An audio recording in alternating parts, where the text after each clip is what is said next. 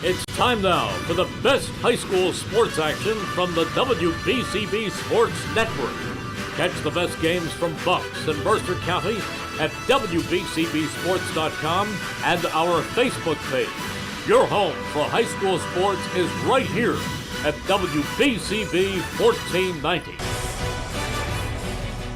Good evening and welcome to Pennsbury High School as we get you set for high school football on the WBCB Sports Network. Tonight, the Trenton Tornadoes cross the Delaware for the first game of the 2026 high school football season. Welcome everybody, Chris Ermer alongside Gus the Bus Barber, Evan Hartenstein, and Jess Nazario high atop Falcon Field. And we are joined also here in the press booth by the mastermind, Bill Redner, who helped to put this game together, along with Lou Sutholtz, the athletic director of Pennsbury, and Matt Paglione, the athletic director of Trenton Central, with Galen Snyder, who said, hey, this would be an awesome opportunity to see how teams fare as they battle across the river, Bucks County versus Mercer County. Always a special occasion when we have the first game of the season, but extra special tonight with this intriguing matchup. It has been deemed the River Bowl. And yeah, awesome to be here, Gus. And first, it just great, a beautiful night for this first game of the season. That's first and foremost. Man, I can't wait to get to it. Written in ink in the paper, the brainchild of Bill Redner, the man at WBCB, the River Bowl, they're calling it. Hopefully a tradition going forward. Man, oh man, what a great day. What a great matchup.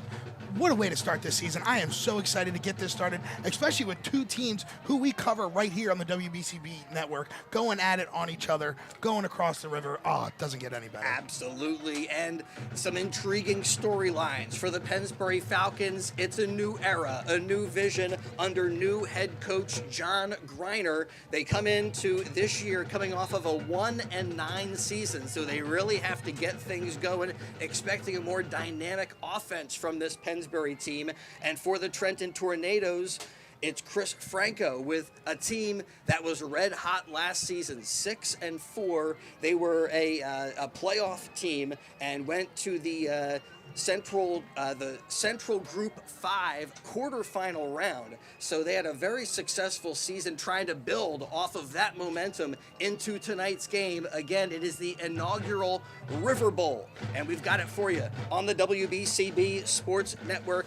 Tonight's game on WBCB, made possible by our awesome community partners and all the great sponsors that come together to make our games possible, including McCaffrey's Food Markets. McCaffrey's, exceptional every day, and we thank McCaffrey's for their support. Yeah, this is a beautiful night, and always good to get a little helping hand as we get closer to kickoff. Big thanks to all of the community sponsors who do provide that helping hand, allow us to do our WBCB Sports things like Discount Auto, the Revere Restaurant, BCWSA, Dion Square Merchants, Ben Franklin Plumbing of Levittown, Kessel Dermatology, the City of Trenton, bringing you portions of tonight's game as a public service to the community. Thanks to Team Toyota, Capital Health System, Mid-Atlantic Printing, DiLorenzo's The Berg Pizza. Exciting tonight as we welcome Evan Hartenstein here into the broadcast booth, and he will be down on the field after the game with our DiLorenzo's Player of the Game post-game interview. We thank DiLorenzo's The Berg Pizza for making portions of tonight's game possible, both in Levittown and in Hamilton, but right down the street here from Pennsbury High School. We love The Berg, thanks to Capital Area Y. Mercer Bucks Orthopedics, Haldeman Ford, here yesterday, here today, and here tomorrow. PIAA District 1, thanks to Villa Rosa Pizzeria and Italian Restaurant. Junior's Car Wash, just on the corner near Pennsbury High School, thanks to the Trentonian. And this is the Trentonian pregame show. We'll be sharing you the performance of the Pennsbury Marching Band, the Long Orange Line. Evan will see what they have been able to come up with here before really the school year has even started. Yeah, absolutely. I mean, they're out there working pretty hard, though. I know they put in as many hours as the football team does.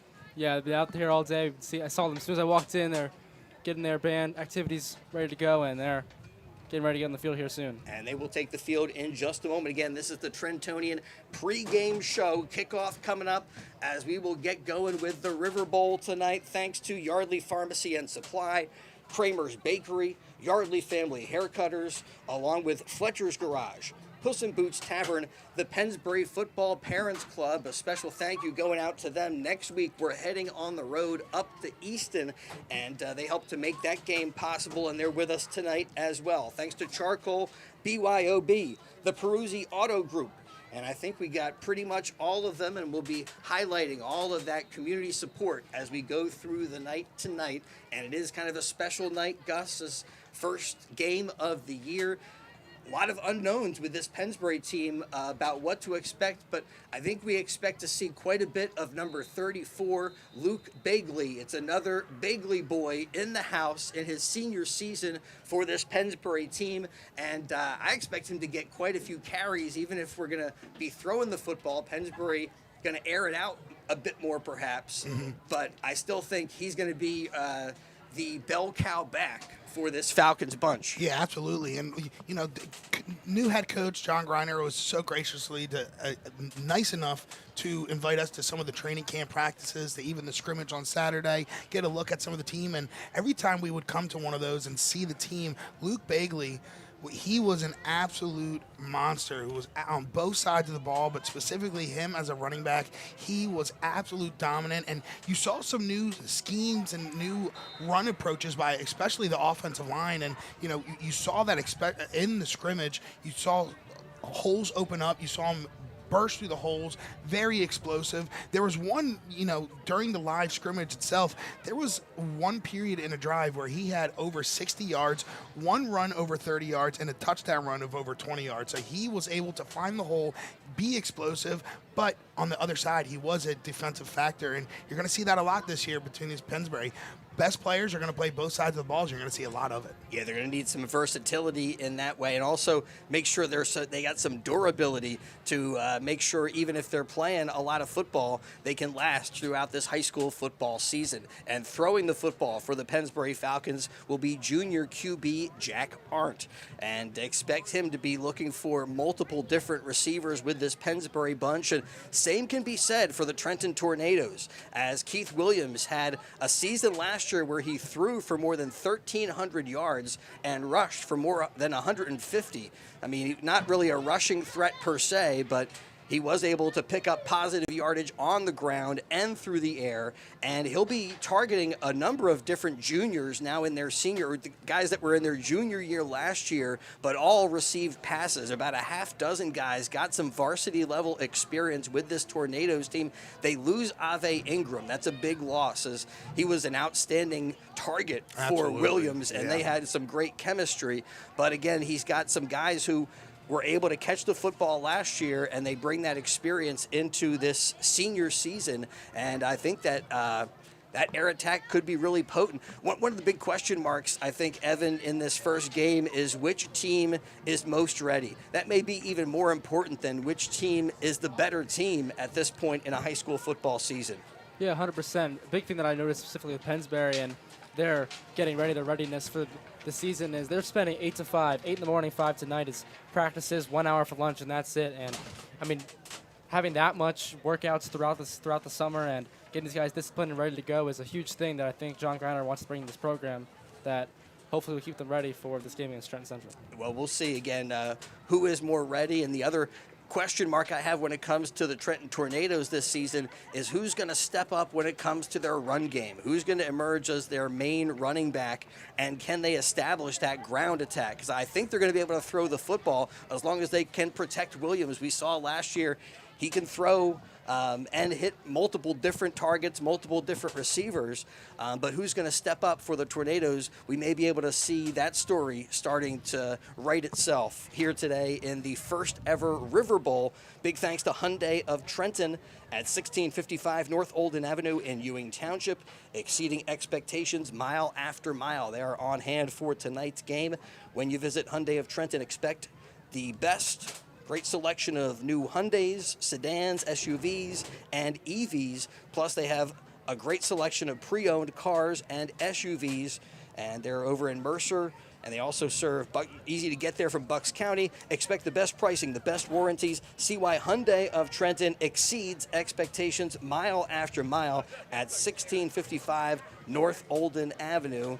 Hey, we were over there, my daughter able to get into a pre-owned Hyundai over there at Hyundai of Trenton, and that worked out pretty good. So good guys over there and treated us pretty well. Big thanks to them for being on hand for some high school football. All right, hold on. I think we got people saying hello to us here. Well, Coach Ciola.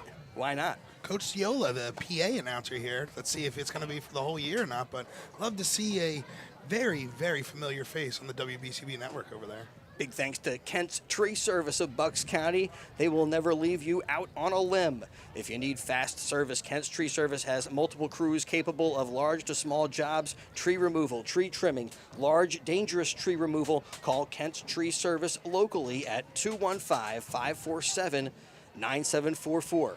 That's 215-547-9744, fully bonded and insured. Over 25 years of expert tree service and family owned and operated.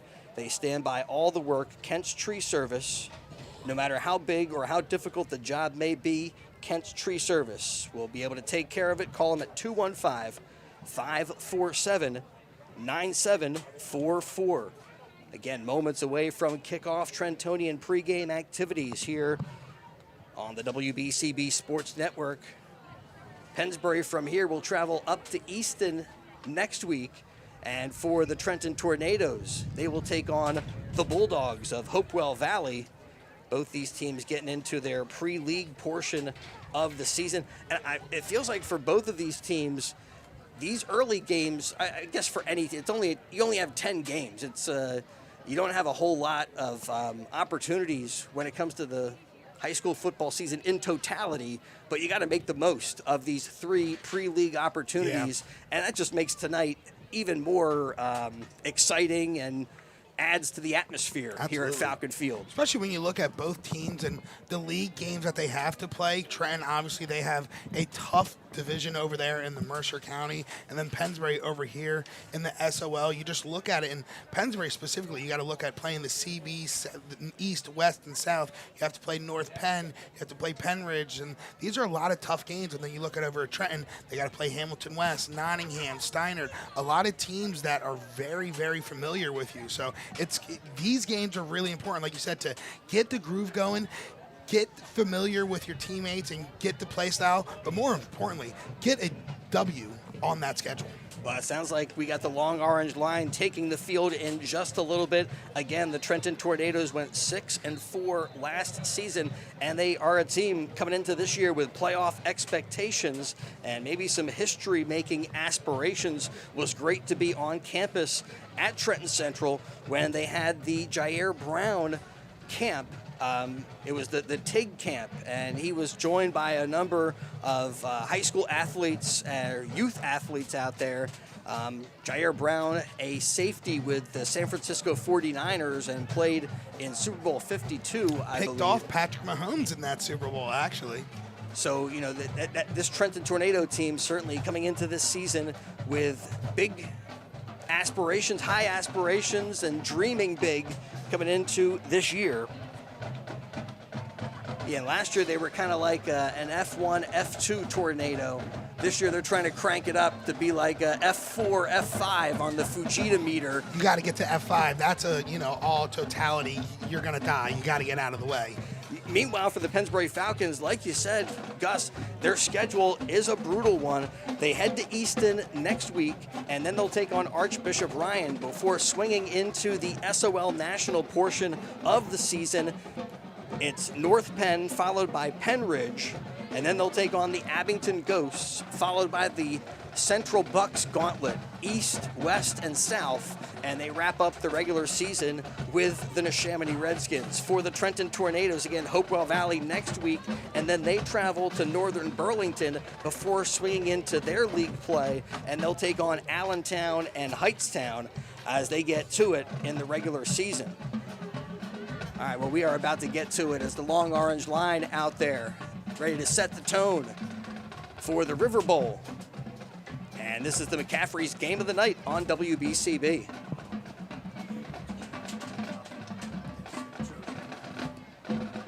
Got a score out there passed along to us. Conwell Egan up 20-0 over St. Joe's of Hamilton. Now 26-0. Oh my God! You got current updates. Yeah, we got to stay on top of that. It seems like they got that score rolling.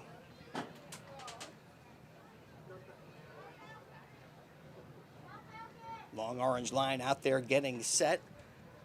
You know, one of the things we're looking forward to, we got the Trenton Tornadoes with us here tonight. Looking forward to Iron Hawks hockey, new professional hockey team coming to the capital city of New Jersey. That is going to be very exciting. Playing at the Cure Assurance Arena. Where the band is signaling up to the press box to like lift the window or something, but we don't know what that means. Are you signaling to us? Well, again, this is the McCaffrey's Game of the Night. Kickoff coming up in just a little bit.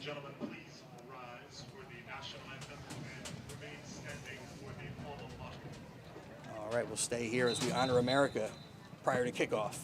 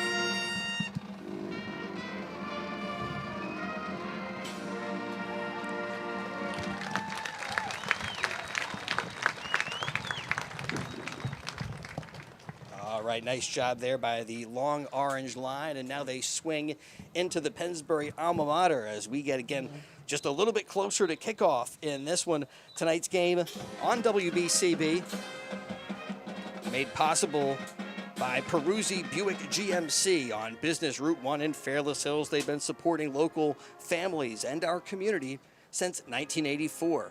Our aim is to exceed our customers' expectations at Peruzzi Buick GMC, offering a huge selection of new and pre-owned cars, trucks, and SUVs, including the area's largest inventory of Sierras. Employee pricing for everyone, and they got seamless financing and expert service, maintenance on all models. Come visit Peruzzi Buick GMC on Business Route 1 in Fairless Hills, where our business is you. And you are listening to the Mercer Bucks Orthopedics Game of the Night. Mercer Bucks Orthopedics, offering the latest in advanced surgical care and sports medicine in Lawrenceville, Hamilton, and in Langhorne at St. Mary Medical Center.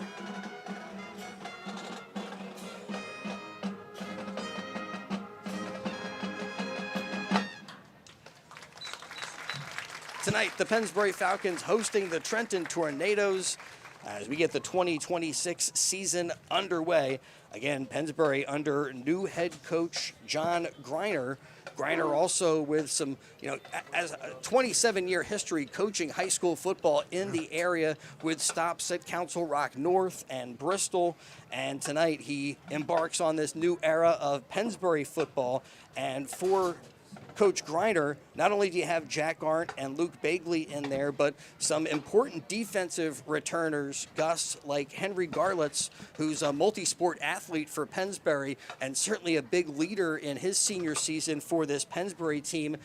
It seems like they're mixing him sometimes at linebacker, sometimes he'll play as an edge rusher for this team. You even see him on offense as kind of like a wing back and a running back, so he is a very versatile player. And then I'm calling these guys the French Connection, Justin LaRue and Jacob Depew. Oh, I love it. And those two guys are going to be a presence in the Pennsbury secondary throughout this season, bringing some important varsity experience back to the Pennsbury Falcons. And again, flipping it over to the Trenton Tornadoes, one of those guys that I referenced, the receivers who were pretty good in their junior season, one of them was Brandon Howard. He was actually the third in receiving on that team behind a couple of really good receivers, including Ave Ingram. Yeah, if I remember, there was one game that I forget exactly who they played, but during the game, Williams had so many passing touchdowns. I forget exactly how many, but a couple of them were for Brandon Howard, and he had a huge game that day.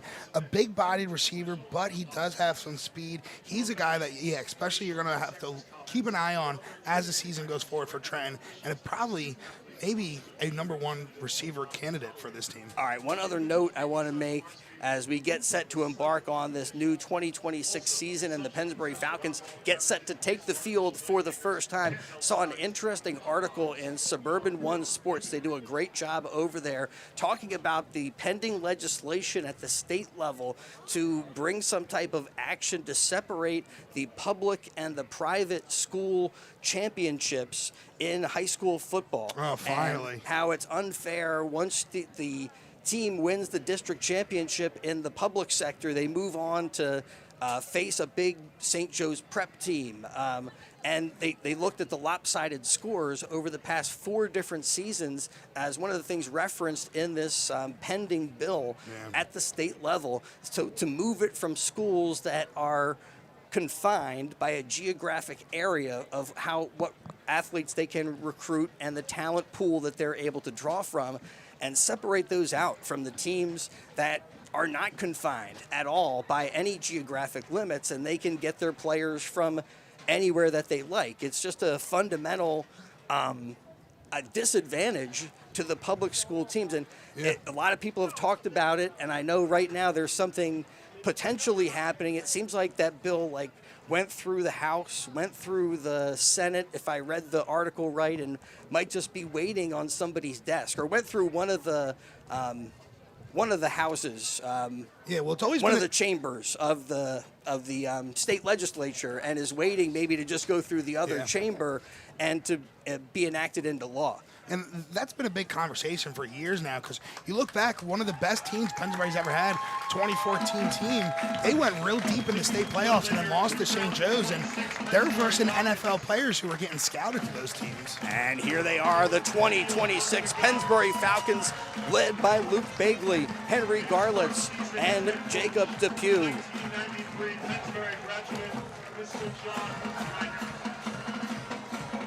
John Griner, not only a 27-year history as a high school football coach, but a 1993 graduate of Pennsbury High School, and also a guy who's been teaching at Pennsbury for a long time. Seems like he's really well liked, a teacher that just has a friendly vibe with a lot of students. And Evan, you were telling me you took his class, and Gus, you also were a student of Coach Griner's.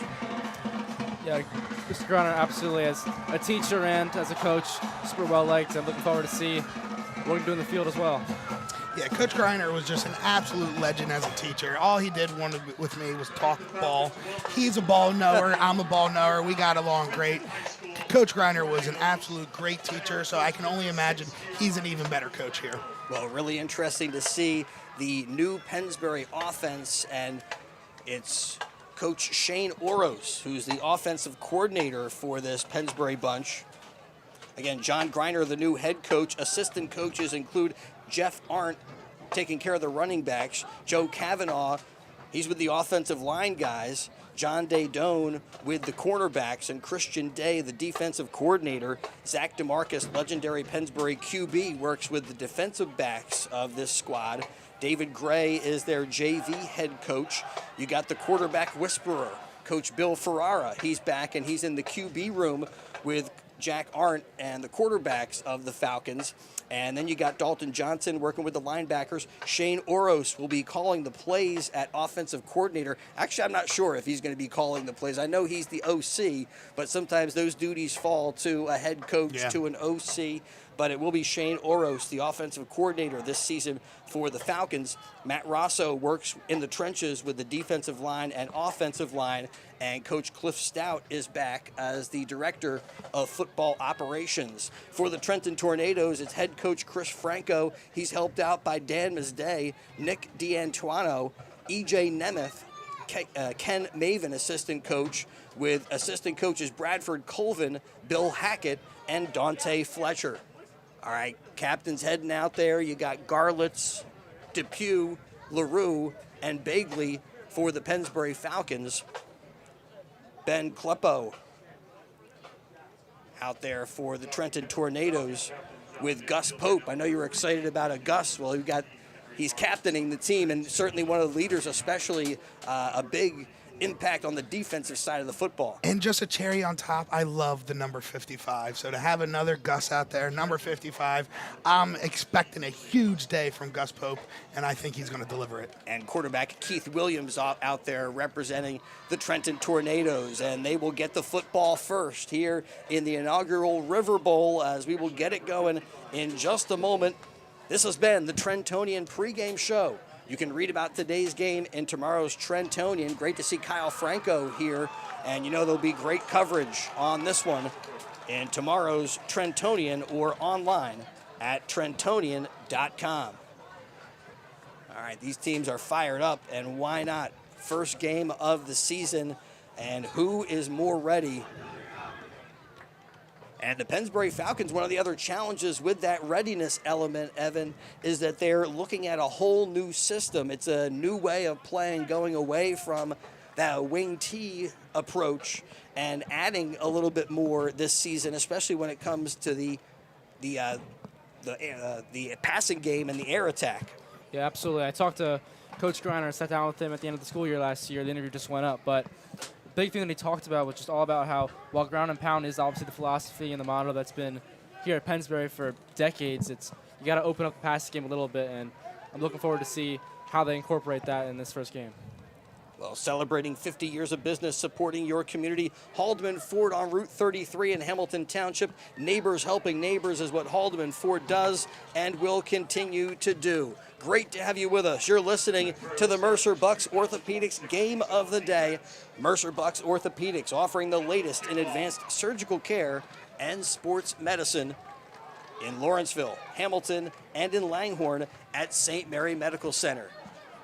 Doing the kicking this season for the Pennsbury Falcons is Colin Wilds. At least he's doing the place kicking. It looks like somebody else is placing it down on the tee.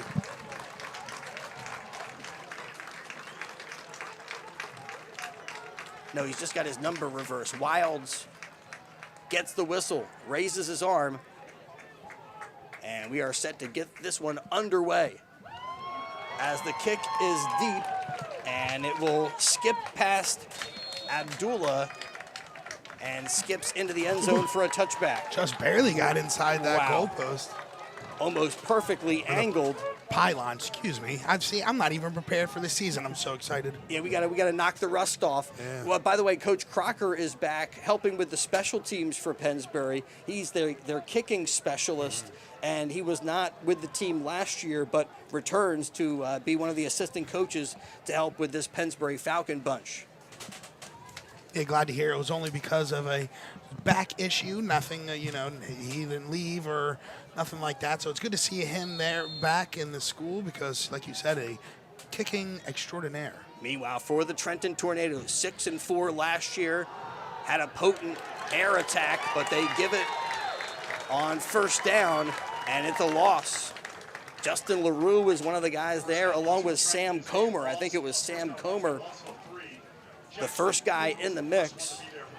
Sam Comer, one of 5 Pennsbury Falcons this season who eclipsed the 1,000-pound mark, which is kind of a test of strength and combines a number of different lifts in the weight room. Yeah, and one thing I'm surprised about that they brought up in the preview show, that last year they didn't have a single person in this 1,000-pound club, but this year, like you said, 5 in it. So that's going to be huge for this team.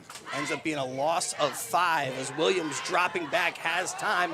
Beautiful pass over the middle, and it's incomplete. Diving for it was Depew. He was the closest there, closest to the ball. Looked like it was Bashir Julian. Yeah, and he was absolutely swarmed by 3 defenders for the Pennsbury Falcons. So great coverage for the Falcons. But like we said, Keith Williams, he likes to air that thing out, likes to throw the ball. And Trenton showing it off early, trying to let that thing fly. Boy, beautiful spiral right there from number 4. Yeah, he had a lot of good gains last year. And like you said, he throws a pretty ball. But now 3rd and long. Can the Pennsbury Falcons get him off the field? 3 receivers split to the near side, and that's where Williams is looking. Throws it and connects, but was his receiver in bounds? Yes, and the connection is made up at the 27, but that's still 3 yards shy of a first down, and will bring up 4th and 3 on this opening drive for the Trenton Tornadoes. Yeah, heck of a pass right there, because you saw some Pennsbury guys shallow looking for the flats, and then he just put it perfectly over one of the secondary guys into the receiver's hands, and had just plenty of enough space on the sideline to get his feet in. And yeah, short for a 4th down. Looks like they're going for it, though. Yeah, right away a gutsy call from Coach Franco to roll the dice on 4th and 3.5, it looks like. Williams from the gun calling for the football. 3 receivers split to the far side this time, and he will do a quick kick and gets a nice bounce up at the 45, and it rolls all the way down across the 25 of Pennsbury, and the Tornadoes will help it along as much as possible as Reeves is down there trying to push the football as far up the field as possible, and the Pennsbury Falcons will take over. Probably a pretty wise decision right there to try to flip the field and just, a lot of football left in this one. See what Pennsbury can do with the football first. And good strategy to kind of, hide it and make it seem like they were going for it on 4th down and then doing a quick punt. Obviously, you got a tornado bounce right there as that thing rolled an extra 15 yards and sets up, a good punt for Pennsbury right here. And now Pennsbury, the give is to Bagley. And Bagley between the tackles, not much there. Good stop by the Tornadoes on 1st down. Do they give him anything? No gain. It's 2nd and 10. Expect Pennsbury to be a little more dynamic on the offensive side of the football. Made some changes defensively as well as they went from a 4-3 setup to a 3-4 look. But right now it's Arndt in the gun. A handoff to Bagley. Runs to the near side, has some blocking, and moves it up to the 35-yard line. It's a Pennsbury Falcon 1st down. Picks up 11 yards to move the sticks, as the Pennsbury Falcons getting their first opportunity with the football tonight. McCaffrey's game of the night here on WBCB. Chris Ermer with Gus the Bus Barber, Evan Hartenstein, Jess Nazario, Bill Redner up here overlooking Falcon Field. Arndt sends a man in motion and now throws to the motion man, completes it. That's Evan Appleton, and Appleton across the 50 into Tornado territory, up to the 44-yard line. Another Pennsbury Falcon 1st down. And that's something you didn't see a lot of, or really at all last year, a pass. But good job, just get a man in motion, little screen pass, just get it into your guy's hands, let him do his work after the fact with the ball in his hand. Got great blocking from his receivers, and hopefully we see a lot of that going forward with this Pennsbury team. Yeah, great catch by the Pennsbury senior. Now the handoff to Bagley up the gut. He's to the 40. Picks up 4. And in on the stop is Amir Reeves. And he's helped out by a host of Tornado defenders. So a 3 and out. Now they mark the football back to the 40-yard line. It's still a 4-yard pickup. 2nd and 6. Play action. Arndt slips a rusher, evades another tackler up to the 30 before he gets pushed back, crosses the 30-yard line, and is spun down. Sam Anderson ends up ending the play for the Tornadoes, but a little shake and bake there by Jack Arndt as showed some shiftiness there, Evan. That was a nifty job by the Pennsbury QB. Yeah, absolutely. Jack Arndt transferred in from the Hun school a few years ago, now coming in, and if they're going to open up the passing game and it's not going to be there, you have to have a quarterback who's elusive like Arndt. So big play there from him. And another Pennsbury first down as they're up to the 29. Yeah, great job by him. Noticing the pocket collapsing and taking it himself and finding a lane. There he's rushed, and this time they get to him. Sacked as he's brought down by Gabadon.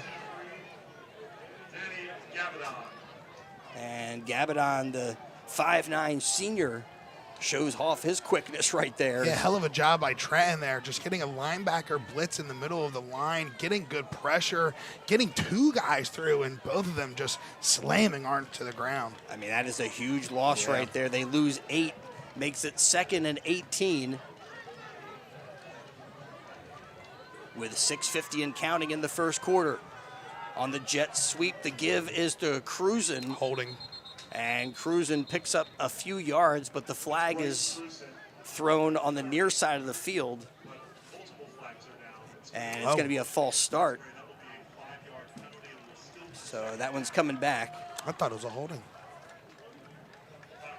So what is that? Little pre-snap movement there, and ends up coming back 5 yards, and we'll replay 2nd down. 2nd and 22, I believe. Oh, no, they're going back even farther, so. Yep, 2nd down and 22, I believe. Well, the Falcons had picked up a trio of first downs, but now going backwards. And they've put themselves in a tough spot right here. 2nd and 23.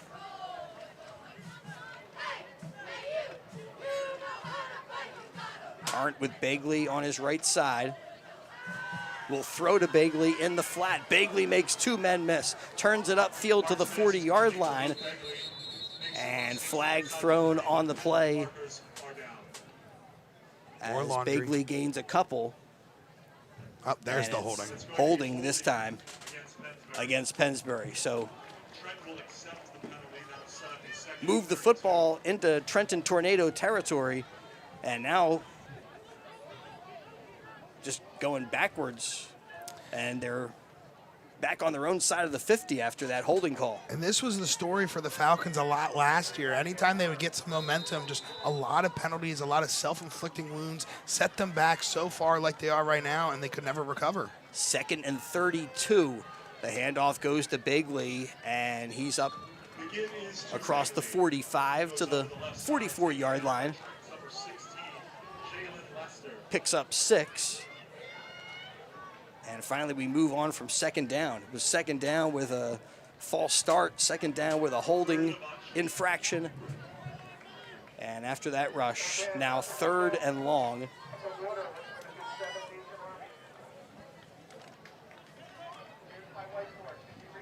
And the Trenton Tornadoes trying to get the football back here in the first quarter of the inaugural River Bowl. Jack Arndt, junior QB, calling for it.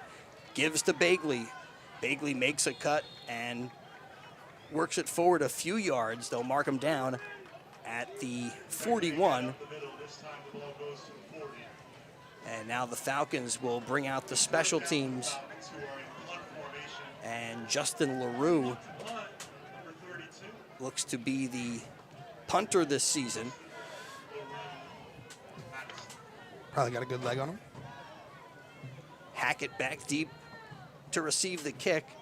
Stands inside his own 10-yard line. A high snap. Good job by LaRue to get that kick off in front of an oncoming rush. And that one will check up at the 20. And that's where the Tornadoes will take over with their second opportunity with the football tonight. 1st and 10 for the Tornadoes. Tonight's game here on WBCB, brought to you in part by Haldeman Ford, celebrating 50 years of business and supporting your community. Haldeman Ford, Route 33 in Hamilton Township. Neighbors helping neighbors is what Haldeman Ford does and will continue to do. Haldeman Ford has it all. New and pre-owned cars, trucks, and SUVs, plus work-ready trucks. Haldeman Ford, a great variety of EV vehicles. Haldeman Ford services all makes and models. They're known for their fleet service and state-of-the-art collision center. And coming soon, the area's largest new commercial vehicle center. Haldeman Ford, here yesterday, here today, here tomorrow, celebrating their 50th year in business. Back to it for the Tornadoes. A handoff on 1st down. And a good stop by the Falcons. Noah McCardle cuts down the running back, and it's a gain of just a yard. McCardle's a guy we saw a lot of on the defense when we came here Saturday for the scrimmage against Truman. Made a lot of plays, was always in the backfield, and is a guy who's going to be a key contributor on this defense this year. Down to 4:16 and counting in the first quarter tonight. Great to have you with us. Great to be back at Falcon Field. Williams calling for it. Throws, completes the pass as he hits Abdullah, but Abdullah is hit immediately by Henry Garlitz. And that's actually a loss. The pass is completed, but it goes for -2 yards as Henry Garlitz is right there to deliver the hit. Yeah, like you said, one of the captains of this team. He's a man on a mission this year, and you saw that on defense. Recognized the screen from the receiver and attacked him like a torpedo, and hell of a tackle by him. You know, we talked about Pennsbury's 1-9 record last season, but one of the bright spots for that team, Evan, was the defense, and they looked to build. They kept that team in a lot of games. The offense just couldn't get the ball moving. And it looks like the defense picking up right where they left off. Yeah, absolutely. And Garlett's leading the charge here as a senior. Come up huge here again. The pass, that is complete. And LaRue there to make the hit along with Henry Garlitz, who's there with the coverage. And it's a pickup of a couple of yards and leaves the Trenton Tornadoes looking out a 4th and 9. Back on their own 21-yard line. Back-to-back plays, Henry Garlitz recognized the play, saw the receiver, and got shot out of a cannon at him. Man, oh man, great play. Well, you see Williams connecting with his guys here, delivering accurate passes, but the Falcons with a great job closing out and recognizing what's in front of them. 4 receivers this time, and Depew dropping back, kind of expecting maybe another quick kick from quarterback Keith Williams, as he may be in there to punt this one away. And he does take the snap, kicks it sky high, straight up into the air, and this one will check up at the 43 and is brought in by Reeves. And that's where the Pennsbury Falcons take over. Good field position for Pennsbury on their second opportunity to get the offense going tonight.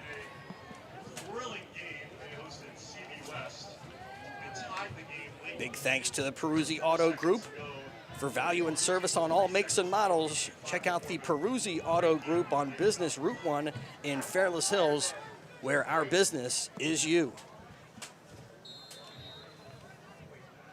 Arndt in the gun with Bagley in the backfield. And the handoff there to Luke Bagley looked like kind of an RPO situation and decided to give to his running back, and the Tornadoes say, no, sir. Drive him back a couple of yards. Yeah, another great job to shed the offensive line, get it into the backfield, and pressure the ball handler at the point of attack. And one of the guys who seems right at the point of attack for the Tornadoes is Gus Pope. He's the guy. He's their the guy. 6'1" senior. It's because his name is Gus. And captain. Arndt calling for it again. gives to Bagley, bounces it outside, up to the 40, across the 35, and he's brought down right around another Pennsbury first down, but hold on a second. Yeah, it's coming back, holding on the offensive line. It looked like the right tackle was holding the defensive end, and that's why Bagley was able to get the edge. Second holding call assessed to the Pennsbury Falcons here in this first quarter tonight. We've got 1:22 to go in quarter number 1. And the Falcons hurt by penalties in the first quarter. They've been able to move the football, but they've gotten hurt with a couple of holds and a false start.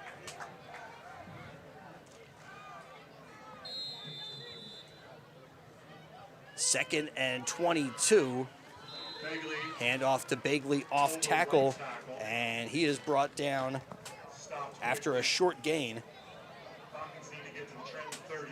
Ben Kleppo right there in the mix.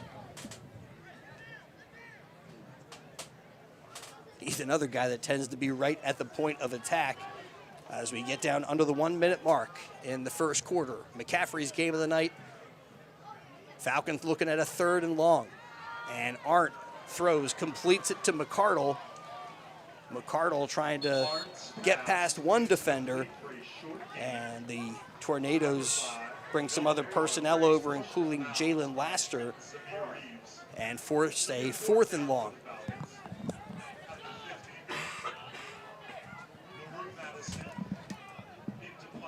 Back to punt.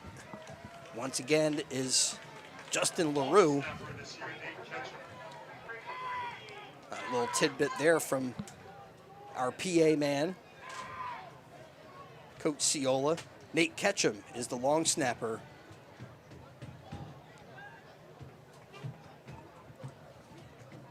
Deep to receive is junior Matthew Hackett, but that'll bring us to the end of the first quarter of McCaffrey's game of the night. No score between the Pennsbury Falcons and the Trenton Tornadoes. So far, a defensive struggle here from Falcon Field. We'll step aside and return with more high school football on the WBCB Sports Network. Hi, I'm Merrill Reese. Kessel Dermatology offers great cosmetic dermatology featuring the latest technology in cosmetics, including Morpheus 8 for skin tightening and scars, ultraviolet A and B light treatment for psoriasis, eczema, and itching. Kessel Dermatology now offers Genesis and XLV laser treatments for wrinkles, facial discoloration, scars, and hair removal. Kessel Dermatology provides Botox and fillers. Take care of your skin. Schedule an appointment with Kessel Dermatology.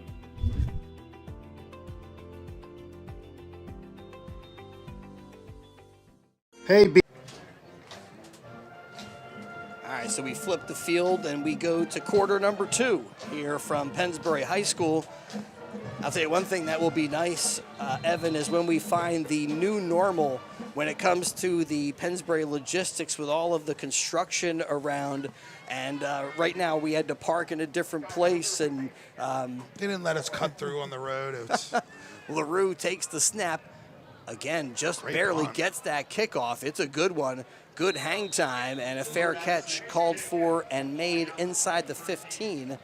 And so the Tornadoes will have a ways to go as they start with the football on their own 14-yard line. 1st and 10 with 11:51 to go as we're just back underway in the second quarter tonight.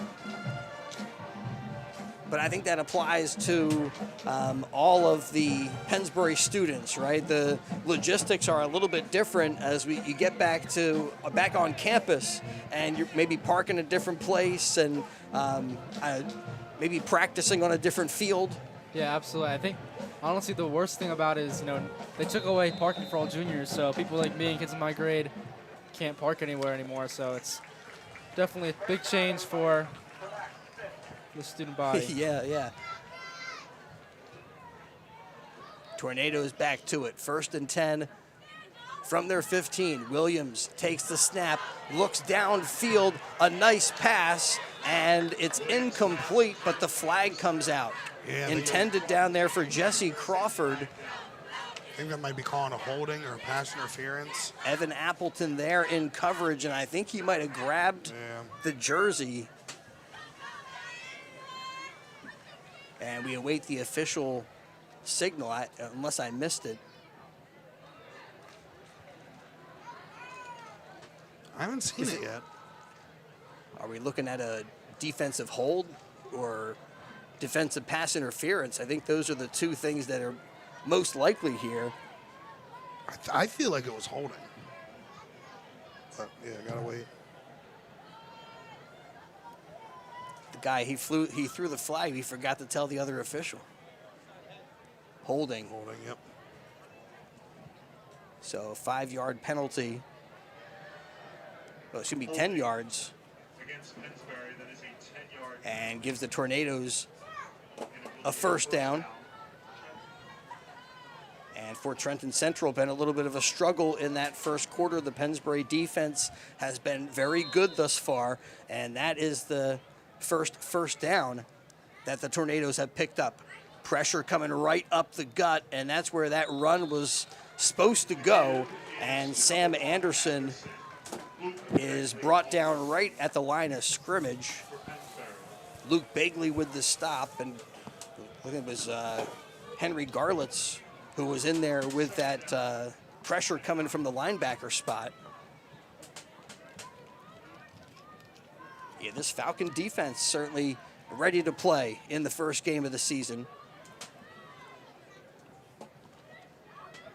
One of the strong suits of this Pennsbury team the last couple of years. And I guess sometimes that also is the way where the defense is sometimes ahead of the offense in these early games. Certainly that's the look of this one. Is this handoff successful? Big hit as Matthew Hackett with a big run nearly picks up another Tornado first down. It's a 9-yard pickup. Henry Garlitz with the tackle at the end of the play. Yeah, just some great pursuit right there by Henry Garlitz, recognizing where he's going and just having a great angle to the ball. Right there, 3rd and short. Flag. The Trenton Tornadoes trying to catch the Pennsbury Falcons off guard, but the Falcons are ready for it, and a flag also comes out. I believe there's going to be an offside. I think maybe a false start. Right, excuse me. Yep. Yeah, false start. It's a legal motion against Trenton. That'll be a 5-yard loss, and we'll set up 3rd down and 6. So we will redo 3rd down, but instead of 3rd and 1, 3rd and 6. And the lights are on now, Chris. They officially turned them on. We can officially say it's Friday Night Lights. I'm loving it. Next week we get the road trip as well up to a great traditional matchup with Pennsbury as they go up to Easton, and that's going to be a handful for the Pennsbury Falcons. Yeah, Easton, one of the top teams in the whole state of Pennsylvania. Keith Williams from the gun, low snap, quick throw. Reeves with the catch, and it's Reeves with enough for a Trenton first down. The 6-foot junior brought down by Bagley, but enough to give the Tornadoes another first down. Yeah, not a lot, but just enough. McCaffrey's Food Market's exceptional every day. Who caught that, Chris? That was caught by Reeves. Reeves, gotcha. Zamir Reeves, who's been one of a few targets that Williams has been working to. And we talked about it. He was a guy who threw to a lot of different players last year, so it's not shocking to see him spread the ball out throughout his whole offense. This time hands off.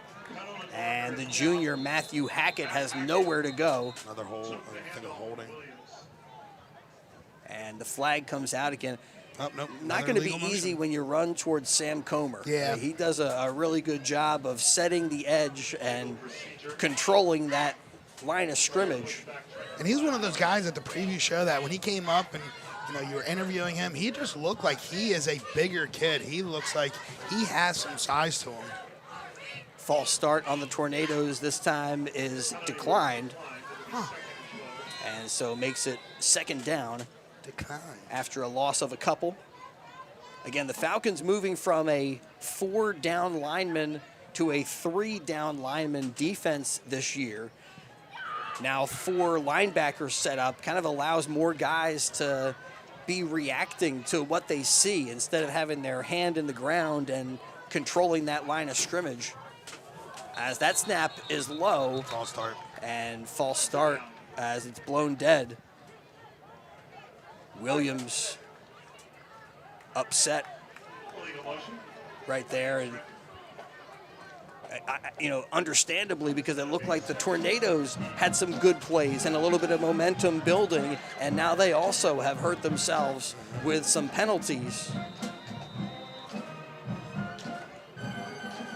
and have put themselves in a tough down and distance. 2nd and 18 here.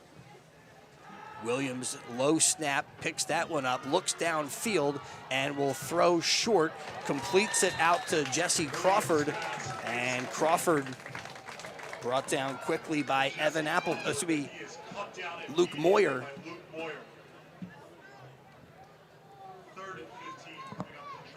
Great tackle there by Moyer. And a good job by Williams, Saw a lane, was about to tag it, but saw an open receiver, and being the quarterback he is, he wants to feed his receivers, and good job of just recognizing that he had a man open and getting it to him. And a little bit of a gain there, but still Tornadoes facing a 3rd and long from their own 29-yard line. Down to the 8-minute mark in the first half tonight. Williams throwing to the far side. Begley is there and nearly comes up with the interception, but he has the pass breakup. It was intended for Naeem Abdullah, the senior wide receiver along the far sideline, but great coverage there by Begley, and almost looked like that was going to be a Pennsbury pick. Yeah, Begley doing a great job of not letting the receiver get on top of him as the last defense there, and almost came away with a pick. It looked like the receiver, once he realized it, was kind of playing DB. But yeah, good job for Pennsbury to cause a very 4th and long. Yeah, Williams that time kind of throwing it up for grabs. Expect here a quick kick from the Tornado QB. He does take the snap and gets the kick away and takes a fortuitous roll for the Tornadoes down to the 27-yard line. And that's where the Falcons take over. 1st and 10 from their own 27, 7:38 to go in the second quarter, and still no score in the inaugural River Bowl. It's been a defensive struggle between these two teams, made possible in part by the Pennsbury Football Parents Club. Wishing the Falcons the best of luck this year. Also want to thank Kangaroof, the game day food sponsor. The Pennsbury Football Parents Club, they also had new apparel for sale this year. Check out the concessions during home games for new food items. As Jack Arndt pulls it down and hands off the first time. The give goes to Chaz Manning. And Chaz Manning only able to weave his way through for just a yard, a tough yard. Yeah, and a guy we haven't really talked to too much, but when we were there for the camp and for the scrimmage, we saw a lot of Chaz Manning being used. Looks like he's going to be one of those rotational running backs. Was able to do a really good job of finding space, finding holes, and attacking those holes. Got him listed as a 5'7", 161 sophomore. Goes out to the flat. The pass intended for Bryce Cruzen was behind the receiver and nearly taken away. Sam Anderson there in coverage for the Tornadoes, but he breaks up the pass, and the incompletion brings up 3rd and long for Pennsbury. That's the first time they've actually decided they've moved the ball outside of screen passes for Jack Arndt, looking downfield there, trying to get the first down all in one bunch. So 3rd and 9 for the Falcons. Yeah, it seemed like he wasn't sure if his receiver should have sat down in a certain space or. Looked like a good ball, though. 3rd and 9. And Art, with a little bit of time, now has to step up in the pocket, tuck it away, and get what he can which is not going to be enough for a Pennsbury first down, but he does move it across the 30 to the 33 and makes it 4th and 5, but a quick decision for Coach Greiner to bring out Justin LaRue and have him punt once again for the Falcons. He's had a couple of really good punts so far today, too. See if he continues that success. And he's been able to keep his cool with some snaps that have been a little difficult to deal with and some intense rushes from the Tornadoes.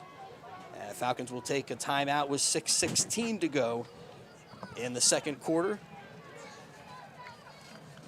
Gives us a moment to thank Puss in Boots, a tradition in Fairless Hills. Puss in Boots Tavern supporting Pennsbury for decades before or after the games. Stop at Puss in Boots for great food, great times. Watch all your favorite Philly sports teams at the Boot. Tuesdays, Taco Tuesdays. Wednesdays, Puss in Boots featuring their homemade meatloaf platters plus Quizzo every Wednesday night. Thursdays are Italian days, meatball sliders, foot-long Italian sausages, and or foot-long Italian sausage sandwiches. And Fridays are fun day specials plus karaoke every other Friday. Saturdays, Puss in Boots, dollar hot dogs all day. Yeah, Puss in Boots Tavern, always something going on. A tradition in Fairless Hills. Private catering also available, 942 Trenton Road. And I'd like to officially announce that me and Chris were able to have a beer together at Puss in Boots, my watering hole. It felt great. I got him introduced to some of the bartenders, some of the locals that I know. It was amazing. LaRue gets the kick away. Yeah, we were able to hang around, and that one takes a sideward bounce for the Pennsbury Falcons, and now we'll roll up to the 30, and that's where the Tornadoes will take over. We hung out for a bit after the Pennsbury preview show, which is always hosted at Puss in Boots Tavern, and was a great opportunity for us to meet Coach Greiner and talk to some of the players and hang out for a little bit afterwards. Yeah, love Puss in Boots Tavern, and I only wish I got a smash burger. I didn't get any food. I know. That's my only regret. By the time we got there, it was already, the kitchen was closing, but the smash burger is so good at Puss in Boots. They got really good wings as well. Can't beat it. Their daily specials are amazing. Puss in Boots is where it's at. I don't know how these people live. They say, I've got no regrets. I said, well, did you have the smash burger every time you were at Puss in Boots? Otherwise, you might have some regrets in life. Keith Williams and the Trenton Tornadoes back to work. 1st and 10 from their own 29-yard line. The give to Hackett, and he's got nowhere to go. Again, Sam Comer, he's in the backfield and wrestles him down. The flag comes out. And there's been a lot of laundry so far in the first half of this game, not just for either team, for both teams collectively. Looks like another illegal motion, false start. Coach Ciola keeps saying illegal motion, but some of these look like false starts. But I think in high school they might classify them under the same, description. I'm not 100% sure. Sometimes they go weird with high school rules, college rules, and NFL rules. Comer right there, he drove Hackett back. So the Falcons say, you know what, let's decline that illegal motion or false start and he already lost 17. Make it second down. He already lost 17 yards. Why give him another free down? Williams, again, with the handoff and trying to get through the tackles. Not a lot doing there. Nice job by Jackson Coons. He was one of the guys who was a mainstay on the Pennsbury Falcons last season and brings a lot of varsity experience into the trenches and does a good job stuffing that run along with Gregory Campbell.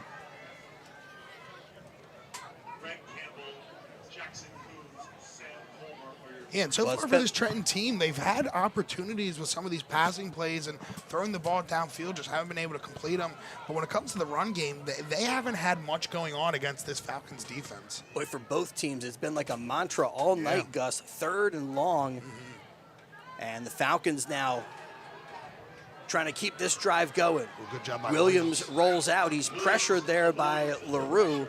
and he just has to throw that one away as he's being pursued. I'll tell you what, though, the pocket presence by Keith Williams is very, very high. You can see it right there. He had 2 free blitzers coming right at his face, was able to split them, move up in the pocket, and this whole time his eyes are up looking for receivers. He is a very, very talented quarterback. I mean, that one might be one you categorize as a coverage sack, because there was nowhere for Williams to go with the ball. And what we've been doing, what we've been seeing, is that the Tornadoes will have Williams line up in the shotgun. And on 4th and long, it looks like they're lined up for a play, but he's just going to kick it away. Depew this time is back to receive a punt.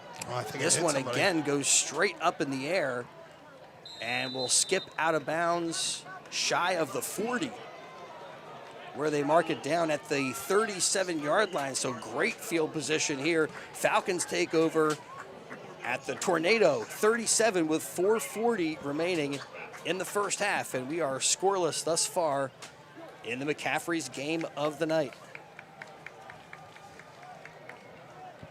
We welcome Mid-Atlantic Printing in Morrisville, your local hometown printing and marketing partner since 1976. Falcons quickly get to work. A quick handoff to Bagley, and he is pretty quickly cut down. Gus Pope, the first guy there for the Tornadoes, makes another stop, and another play where there's no gain or negative yardage. We've seen that from both these offenses, just really not able to get anything going and certainly not able to sustain any drives so far. Yeah, a testament to both these defenses, because there's talent on both offenses. Arndt takes the shotgun snap. Bagley with the rush, weaving through some heavy traffic. He's to the 35. A pickup of 3. Gus Pope credited for another stop for the Tornadoes. He's a man on a mission. And we are getting down to the 3.5-minute mark in the first half of the McCaffrey's game of the day. Big third down here for Pennsbury, probably thinking of going for it on 4th down. As Arndt throws, completes to McCardle. Gets past one defender, up to the 20, to the 15-yard line. And Noah McCardle with the Pennsbury Falcon first down. And McCardle up to the 16. It's a Pennsbury Falcon first down with 3:09 remaining in the first half. Falcons needed a big play, and that connection, Arndt to McCardle, is there for them. A beautiful play design. He was wide open. Good pass by Arndt. You couldn't have placed it better in his hands, and sets up the Falcons beautifully in the red zone. And now Bagley, maybe seeing that end zone, ends up rushing up near the 12. And that's a play we've all been waiting to see, incorporate the passing game. Well, that was a beautiful execution and something we all fans are excited to see going forward and expanding on. That's Chaz Manning now in the backfield with Arndt. And Manning gets the handoff, trying to get to the outside, and he cannot.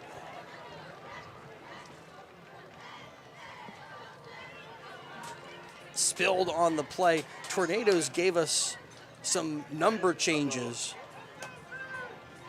and I believe that was, who's wearing number 50? I know that was initially Kleppo, and he's like all over the field. His brother is Kleppo too. Oh, so there's I gotcha. There's a Ben Kleppo who's number 50, and then Vincent Kleppo who's 47. So you're probably seeing Kleppo double. Well, it's been double trouble for Pennsbury, as now they're looking at a 3rd and 6. McCardle in motion. Arndt rolls to the far side, pressured, and that's one of the Kleppos. And now Pope chasing him, knocks him down, the ball thrown into the end zone, and it's intercepted. Taken away by the Tornadoes, Jesse Crawford. with the INT. What a play there by Crawford, not getting too handsy with his receiver, staying in front of him, keeping his eyes up, and coming away with a difficult pick right there, coming with his momentum the other way. Hell of a pick right there, and a turnover on downs, what looked promising from Pennsbury. And this continues to be a battle of these defenses. And when the Tornadoes needed to come up with a big stop, they get the interception in the end zone, and they'll bring it out to the 20 with 1:34 to go in this first half of play. Tornadoes with another chance with the football. I couldn't 100% tell and see if he had a receiver open or not, but if he did, the window was closed very quickly by Crawford. Now Williams in the shotgun. Looked like they wanted Shepard over there in the backfield, and the Tornadoes have to burn a timeout. Meanwhile, the clock is rolling. Yeah, it was at 1:34. They messed up. 1:31, excuse me. So with 1:31 remaining in the second quarter, timeout on the field. No score between the Tornadoes of Trenton and the Pennsbury Falcons. Going to try to find a score update for all the games here on the WBCB network tonight. You're listening to the Mercer Bucks Orthopedics Game of the Day. Mercer Bucks Orthopedics offering the latest in advanced surgical care and sports medicine in Lawrenceville, Hamilton, and in Langhorne at St. Mary Medical Center. Mercer Bucks Orthopedics powering portions of tonight's game. So score update over at Neshaminy, Heartbreak Ridge. Neshaminy up on Emmaus 7-0. Williams throws. The pass bounces off of his intended target and is incomplete. Looking over there for Naeem Abdullah, and Abdullah took a wicked hit. Wicked. And that ball, the way that ball deflected, almost looked like a chance for an interception for Pennsbury. That's what might be the difference. The team that comes up with the biggest defensive play, the pick six, could be the deciding factor right now with the way both defenses are playing. Seems like the defenses have a better opportunity to score than the offenses. That's how good they've been. Here, the handoff to Hackett. Got something working to the far side of the field for the Tornadoes. And Hackett dances his way out of bounds across the 25. They'll mark him out at the 26. No, they'll set it down at the 25-yard line, so makes it third. 5. Yeah. I mean, tonight, that's one of the better down and distance situations. We've seen a lot of third and very long. Absolutely. A lot of third and extremely long, third and forevers. Tornadoes maybe can get something going here. Third and short, but the pass is dropped and incomplete. Looking over there for Crawford. It looked like there was going to be some promising blocks going on, and there was enough men for Trenton to get something going over there. So tough break for him to drop that. So I'm probably going to see another quick punt. Is that what we're calling it, a quick punt? A quick kick? Quick kick. I like the quick kick. Sounds better. I think that's what they would dub it when Randall Cunningham would do it back in the day for the Philadelphia Eagles. He was a specimen, though. He had a leg. I think he still might have, like, the Eagles' longest punt. I think one he does. that just rolled all the way down the field. Oh, no. Movement, and the Falcons are offside. Yeah, it's going to be a first down. Well, that's been one of the ways the Tornadoes have been able to keep drives going. They've gotten a couple of gifts from Pennsbury. And that was a holding call and now an offside call. That was Sam Comer on that. Got a little jumpy. And that's crucial because it turns into a 4th and 5, or excuse me, a 3rd and 5, 4th and 5 to now a first down. Still not a lot of time for the Tornadoes. Just 1:15 before the halftime break.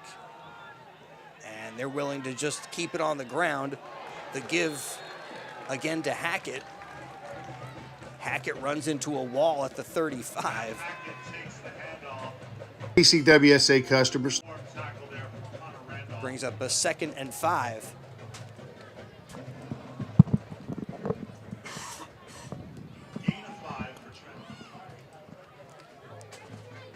Well, one of the questions I asked in our Trentonian pregame show, who's going to step up to run the football for the Tornadoes?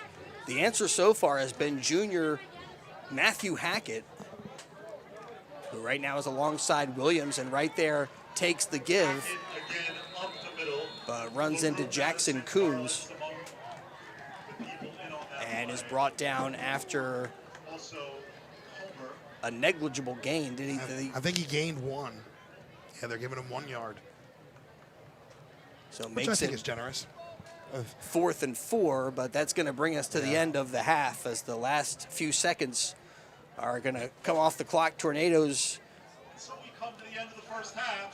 content to take a 0-0 tie into the locker room. And it is halftime here in the inaugural River Bowl. Pennsbury, nothing. The Trenton Central Tornadoes, nothing. It is the McCaffrey's game of the night and the Mercer Bucks Orthopedics game of the night. We're going to step aside, and we will return. Here we'll talk about first half activities. Usually I say we'll recap first half scoring, but ain't no scoring. No scoring in this one thus far. It really has been the defenses, which have been the outstanding parts for both of these teams, and then the offenses have also made their fair share of self-inflicted wounds, and they're made their own problems with some of these penalties and stuff. So, all right, we'll be back here to Falcon Field in just a little bit. It's high school football on the WBCB Sports Network. Hey, BCWSA customers. This is Tommy Green from the 1993 National League champion Phillies. My friends at BCWSA are committed to providing us with safe, reliable water and sewer services. They operate state-of-the-art treatment facilities, provide clean drinking water, and make much-needed investments to protect our environment and ensure a sustainable future. Learn how BCWSA's investments help grow and serve our communities. Visit bcwsa.net. BCWSA, prove it. When it comes to plumbing, there's only one trusted name for your home or business. That's Ben Franklin Plumbing of Levittown. Whether it's drains, water heaters, faucets, or sewers, Ben Franklin Plumbing of Levittown can solve all of your plumbing problems. Time-tested and punctual since 1984. It's Ben Franklin Plumbing of Levittown. Call them at 215-943-1776. That's 215-943-1776 for Ben Franklin Plumbing of Levittown, a proud supporter of high school athletics in Bucks County.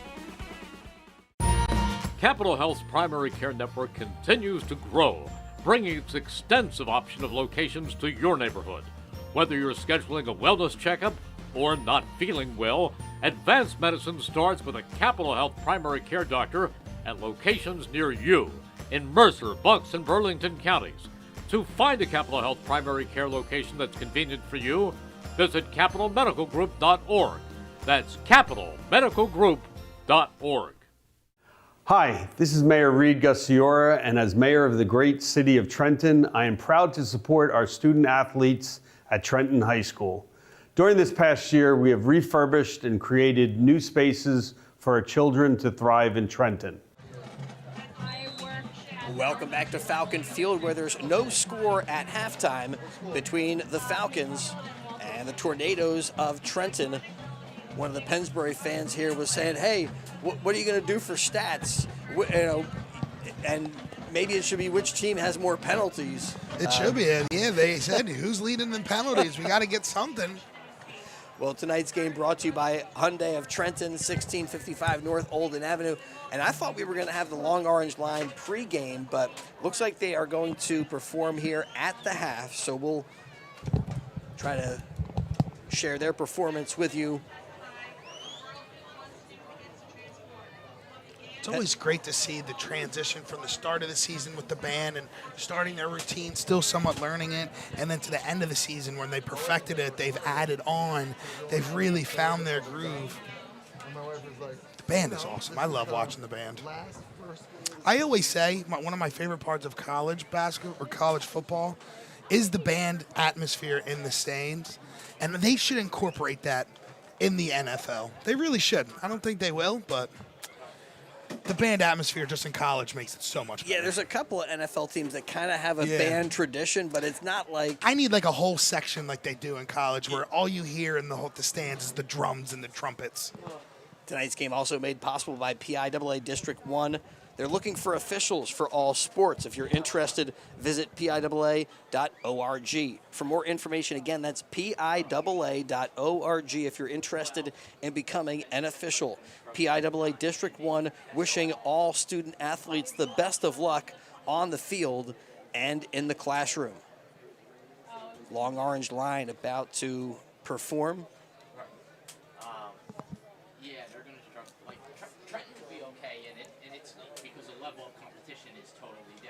Another element that I saw getting set for the game, everybody is aware of the situation with Cheltenham football and the hazing that was going on, and even some of the criminal charges that were brought against some of the coaches and officials that were part of that team. A very serious situation, and Cheltenham this year not fielding a JV or a varsity football team. Basically, the entire program for Cheltenham is suspended. Oh, it looks like the band here getting ready to do their thing. But one of the elements is that means some teams in the area that at one time were scheduled to play Trenton only have 9 games. Yeah. And that could affect their potential PowerPoint capacity. And that's a really unfortunate situation. Not only is the Cheltenham bad for the Cheltenham kids and but even programs that have no connection to Cheltenham also are maybe feeling a little bit of the pain. It's maybe a very specific situation where it would require that 10th game in order to get the PowerPoints that you need. Yeah. That may not apply when it comes down to the final assessment, but just to have that potentially giving you less of a chance to get into the postseason is just not cool. It's just an unfortunate circumstance, and it's, terrible. Whoa. All right, we got singing here. Didn't even hear that at first.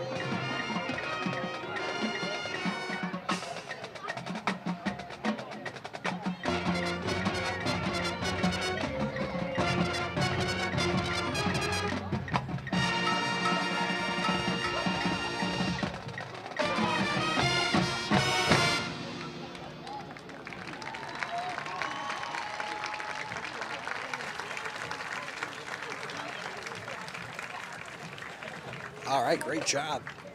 The Long Orange Line, the Pennsbury Falcon Marching Band, performing at halftime here on the first game of the 2026 high school football season. No score between the Tornadoes and the Falcons, and it really has been a defensive struggle. We're going to go to Evan Hartenstein for some stats in just a little bit, but tonight's game here on WBCB made possible by America's Mechanic. He lives right here in Fairless Hills and supports Pennsbury High School. We're talking about Fred Fletcher over at Fletcher's Garage. He's on the corner of Hood and South Olds Boulevard, which is right in the neighborhood. Right around the corner, baby. Trusted by Bucks County drivers since 2001 for complete automotive repair and maintenance performed by expert ASE certified techs. Fletcher's Garage, an official AAA auto repair facility, and they stand behind every repair with a dependable warranty. PA state inspection and emission, oil changes, suspension service, tire service, heating and cooling. Take your car, SUV, or pickup over to Fletcher's Garage for commitment, honesty, and quality service. Fred Fletcher, America's Mechanic at Fletcher's Garage, Hood, and South Olds Boulevard in Fairless Hills. And big thanks to the Yardley community for the steadfast support they give to the Pennsbury Falcons and Yardley Family Haircutters. They're a full-service family barbershop, kids cuts, hair coloring, shaves. Dave Wells and the family, they've been part of the community for over 50 years. Yardley Family Haircutters, a town institution. Call for an appointment at 215-321-6900. That's 215-321-6900. Yardley Family Haircutters. Yeah, well, not much to speak of when you talk about moving the football consistently, but Evan, what kind of stats do we have for both of these teams? Yeah, for Pennsbury, we got Jack Arn is 3 for 5 in the air with 50 yards and an interception. He ran the ball 2 times for a total of 15 yards. Luke Bailey had 10 carries for 34 yards. Henry Garlitz on the defensive side had 2 TFLs along with Sam Comer. Justin LaRue Madison also had a TFL himself. Evan Appleton had 1 reception for 26 yards. Noah McCardle, 2 receptions for a total of 24 yards.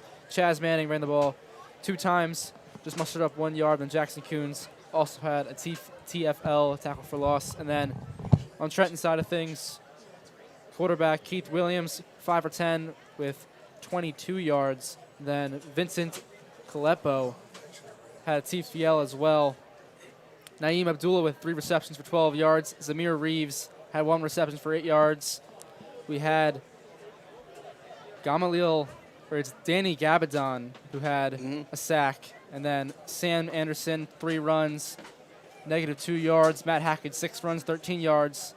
And then it was Crawford, who had 1 reception, 2 yards, and had the interceptions at the end zone that he picked off Jack Arndt from. Yeah, that big play in the end zone was a major turning point in the first half of this game. Pennsbury, they were knocking on the door. They throw into the end zone, and a beautiful play, great athletic grab there. Had to go down to the turf. I wasn't sure he was able to secure the ball, but the officials were right on top of the play and immediately said that's a touchback and Tornado football. I thought the same thing. I didn't think he was able to fully get his arms underneath of it and get it fully, but yeah, with his body moving that way, having to go back for the ball, Arndt thought he saw a receiver there, and it was a hell of a play by Crawford and stifled what looked like the best opportunity for Pennsbury so far. Yeah, that's a high-level adjustment on that football to get the football back for the Tornadoes and keep this one scoreless. Well, thanks to Kramer's Bakery in Yardley, baking things great since 1946. Homemade baked goods made fresh daily right on the premises. Kramer's featuring custom cakes, dessert cakes with real fruit, cheesecakes, Danish, pastry, their own fresh donuts. Oh, you're making me hungry. Muffins and more, including fresh bread and rolls. Kramer's Bakery, they also have dessert trays perfect for the office, corporate affairs, or gifts. Breakfast trays, cookie trays, and more. Kramer's Bakery at 14 East Afton Avenue in Yardley, open Mondays 9 to 6, Tuesday through Saturday open 7 to 7, and on Sundays open 7 a.m. to 6 p.m. Remember, everything baked fresh right on the premises. Tornadoes back on the field getting warmed up, and here come the Falcons getting set for the second half. And Gus and Evan, it seems like the team that's going to win this game is the team that avoids mistakes in the second half, because you saw the offense. They put together a couple of successful drives, moved the football, but whether it was a hold or a false start, an illegal motion call, one of these teams has to clean that stuff up, and that's probably going to be the team that wins the River Bowl. Yeah, absolutely. And it was kind of the same story for this Pennsbury Falcons last year. They're always close into these games. It was always seemed like who would make the first mistake, that's the team that's going to lose. And unfortunately for Pennsbury last year, they were always the team that made the self-inflicting mistake and the self-inflicting wounds. So let's see if they can try to change that story into this season and be the one that causes the mistakes for their opponent. Yeah, absolutely. I think another thing with just Pennsbury having a new coaching staff, obviously it's trying to adjust and trying to get back in the swing of things, especially with not just Coach Griner being the only new head coach, but the coaching staff as well. Right. So it's just tough to, stay disciplined when you have all this new stuff going on, but I think they just need some time and get back into it, and we'll see if they can stay more disciplined here in the second half. Well, again, this Pennsbury defense picking up right where they left off last season. They kept the team in a bunch of games, but unfortunately only able to get a single win last year. Meanwhile, Tornadoes, again, back in the mix in another game. They went 6-4 last season, and they would love to get off to a great start this year to kind of set the tone for this team and bring it, a win in week one just gels everybody and would give them huge momentum going into a tough game next week where they'll take on the Hopewell Valley Bulldogs. Tonight's game also made possible by Kent's Tree Service of Bucks County. They will never leave you out on a limb. You need fast service, Kent's Tree Service. They got multiple crews capable of large to small jobs, whatever you need. Tree removal, tree trimming, large dangerous tree removal. Call Kent's Tree Service locally at 215-547-9744. That's 215-547-9744. Fully bonded and insured. Over 25 years of expert tree service, and they're family owned and operated. And at Kent's, they stand by all the work that they perform, no matter how big or how difficult the job might be. Check out Kent's Tree Service, 215-547-9744. We thank them for their support of Pennsbury Falcon football. And thanks to the Pennsbury Football Parents Club, wishing the Falcons the best of luck this season. Also want to let you know that Kangaroof was the game day food sponsor for the Falcons. So shout out to Kangaroof and the Pennsbury Football Parents Club, also with new apparel for sale.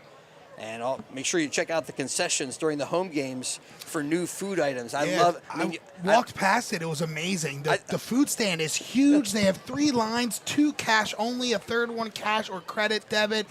They got everything. I'm just waiting for them to start selling Chick-fil-A sandwiches, because it seems like they're going to start doing that. Well, they have got their own chef in there. The concessions, but they still have the grill going. It smells fantastic here every time we get it. So they're probably grilling the burgers right under us, moving them over to the concession stand. That's absolutely humongous. Bigger than my entire house, probably. It's that big. Well, a great game day atmosphere here at Pennsbury. Tonight, I think the student section theme, Evan, was Hawaiian. Yeah, it was Hawaiian tonight, yeah. A little tropical action. Next week, we got to figure out these themes, and we got to start participating in the themes. I got you. I had a nice Hawaii 5-0 shirt I could have wore. Show off the hairy chest. No, nobody wants to see that. I'm not sure. Not even hairy. I'm not sure I'm going to join the student section, but next week when they go to Easton, it's jerseys, like sport jerseys. Is the theme. We're wearing jerseys, Chris. We're wearing jerseys. And then when we're back home against Archbishop Ryan, wear your red, white, and blue, because it's USA night. Oh, God bless America, for the baby. student section. All right, as we get back to action here, McCaffrey's game of the night on WBCB. Great to have you with us. Manning and Bryce Cruzen cruising for a bruising.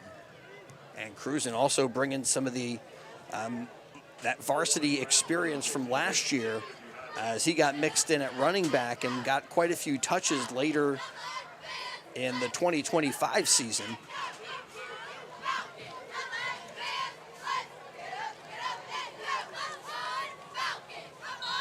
Kicker Angel Gregorio gets the whistle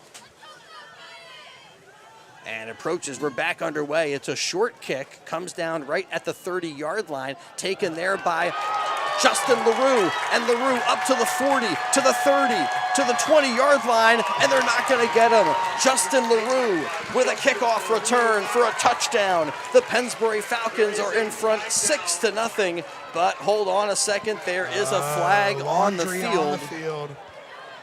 Oh, no. And typically a flag means that it's going to be on the return team. No, the touchdown is good. And it's a sideline infraction.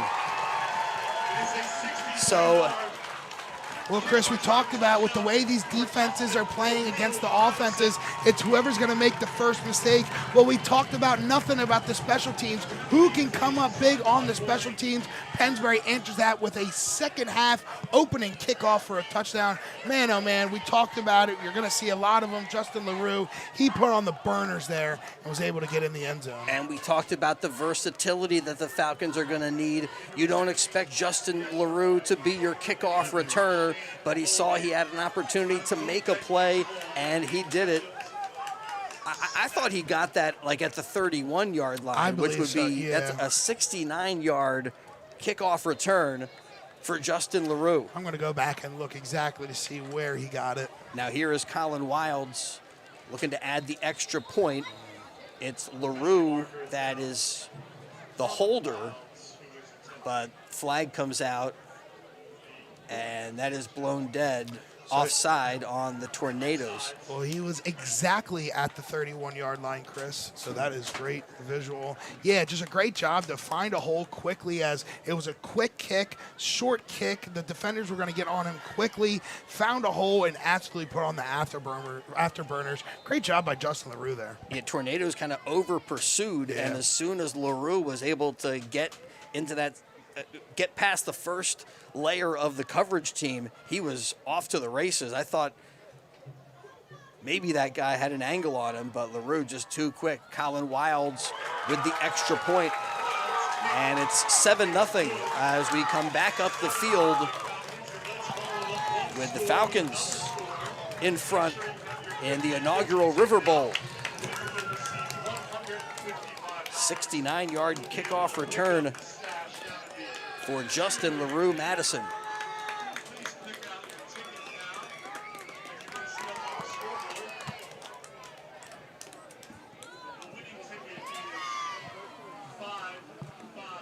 Well, we talked about the ineptitude of the offenses, just can't really get things going.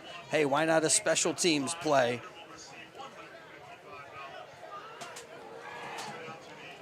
Yeah, like we said, that we talked about who's going to make a mistake, who's going to capitalize on defense. Well, Pennsbury's special teams heard us talking about that and was like, no. What about us? We can be a deciding factor in this game, and they absolutely have been so far. Number 21, Finn Burke, about to kick it away. And nice boot right there, all the way into the end zone. It was Naeem Abdullah back deep to receive for the Tornadoes, but he doesn't have a chance to make a play right there. A good kickoff. Heck of a boot right there. And, the last couple of years we've seen Pennsbury go a little back and forth with, in the Snyder era, do we kick deep? Do we do those little ploop kicks? Not sure which one. They would go back and forth. And now it looks like Coach Greiner, he's like, no, if we got the leg, we're going to kick it deep. And so far, those are two really good kickoffs by Pennsbury there. I like this mix, too. You got Finn Burke in there with the big foot when it comes to the kickoffs, and Colin Wilds with a little more of the precision for the place kicking. You love to see a multi-sport player. Finn Burke, obviously a starter on the baseball team alongside of Henry Garlitz. They man that left side of the field with third base and left field, so great to see him on the football team. being a contributor. Tornadoes from the 20. Williams escapes pressure, throws to the near side, incomplete, looking for Abdullah. Defensively there, Luke Moyer. You know, the other thing about Finn Burke, he also was a member of, I'm not sure if it was JV or varsity, but he was a member of the soccer team as well, so three-sport athlete, bringing those kicking talents to the football team. That makes complete sense why he has that strong of a leg. We talked very highly of Angelo Pereira, the kicker, the last couple years with Pennsbury. But like we said, he would always go back and forth with the fluke kicks, the kicking it deep. It's good to see Pennsbury keep him with a soccer player and try to get some leg talent.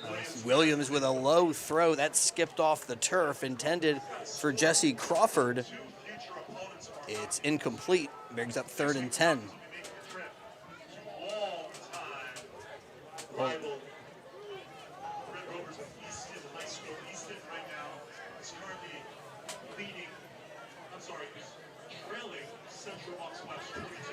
Wow, did you hear that, Chris? Central Bucks Easton West. trailing CB West. I don't know if that's a sign about CB West or Easton, but that is big. Just want to say, great job so far by Coach Ciola with the PA announcement. Well, He's killing it. We're certainly seeing a very good job by this Pennsbury defense so far. Williams has nowhere to throw, and he will be chased out of bounds by Justin LaRue. Oh, and almost takes out our guy Brian Brown over there. And that brings up another 4th and long. And that's they give him 1 yard, 4th and 9. I'm intrigued why Williams just didn't either throw it away or just try to throw it downfield. It looks like he may have lost a yard or two with him running out of bounds like he did. But nonetheless, it was going to be 4th down either way. And it looked like another situation where he was looking downfield but didn't really see any open receivers. Great coverage. Pennsbury doing a nice job of not giving a lot of space to any targets for quarterback Keith Williams.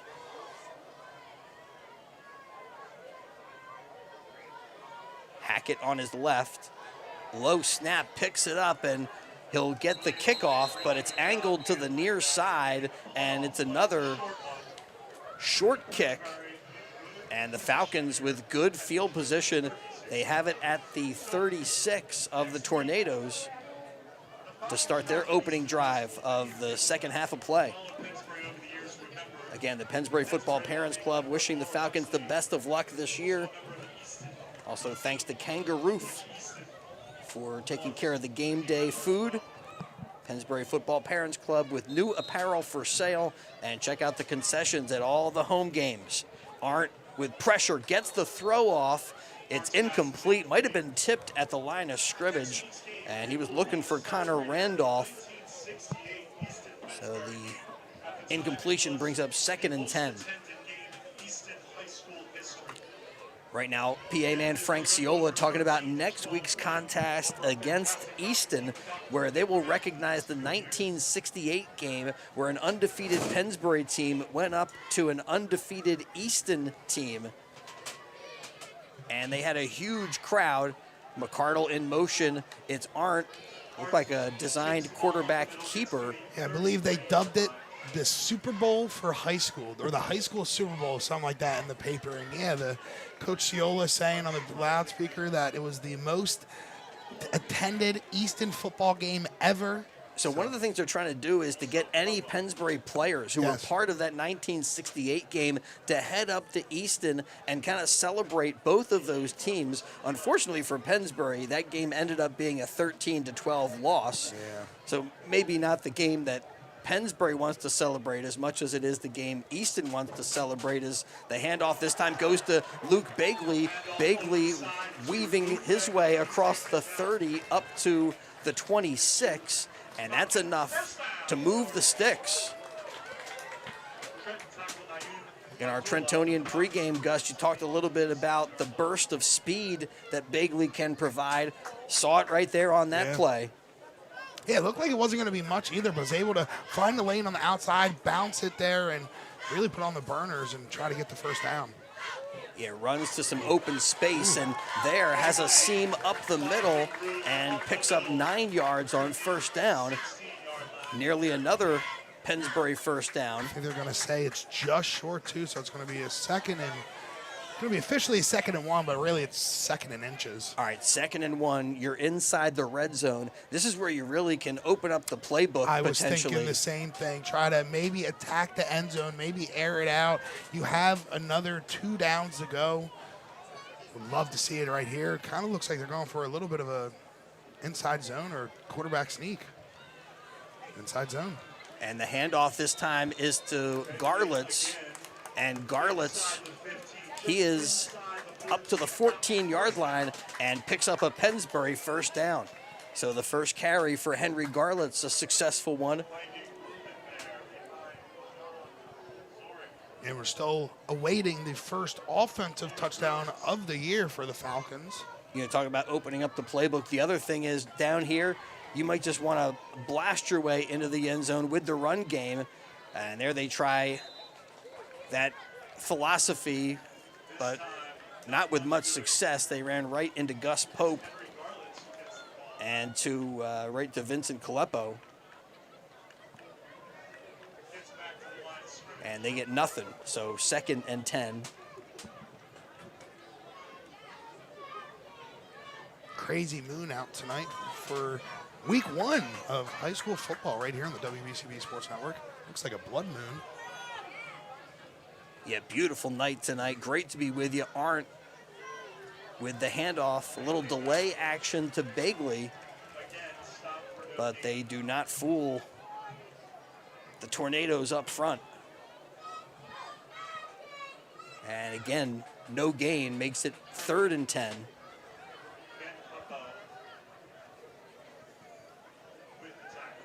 Yeah, it was Ben Kleppo on the tackle there. Good job of getting into the backfield and attacking the ball handler at the line of scrimmage.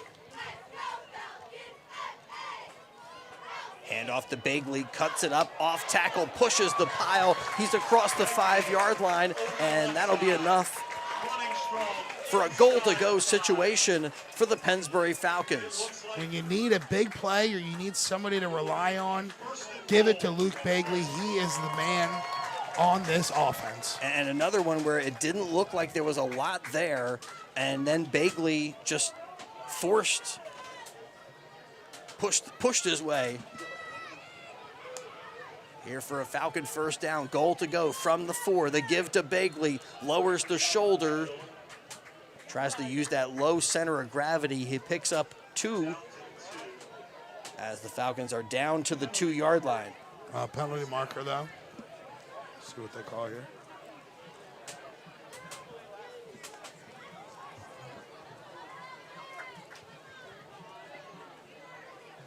Offside. So that'll move it up half the distance to the goal line and give them another chance at first down, this time from the 2.5-yard line.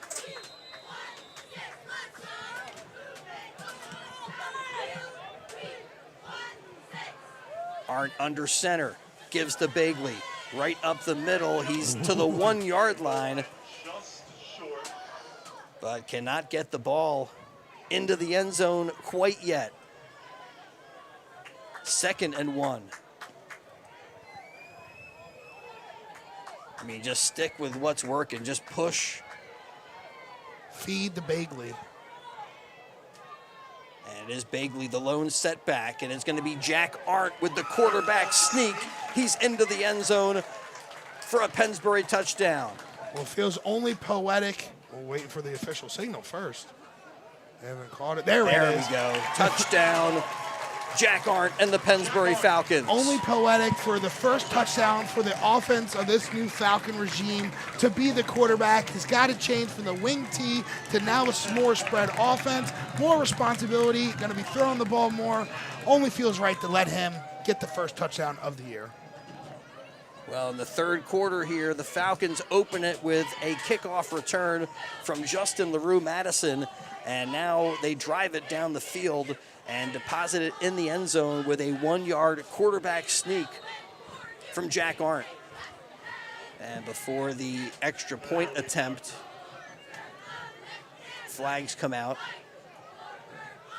and this is a false start on the Falcons.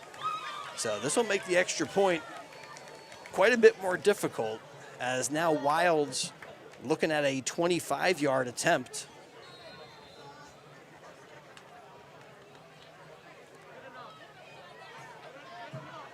LaRue calls for it, placed down, the kick looks good, and it is good.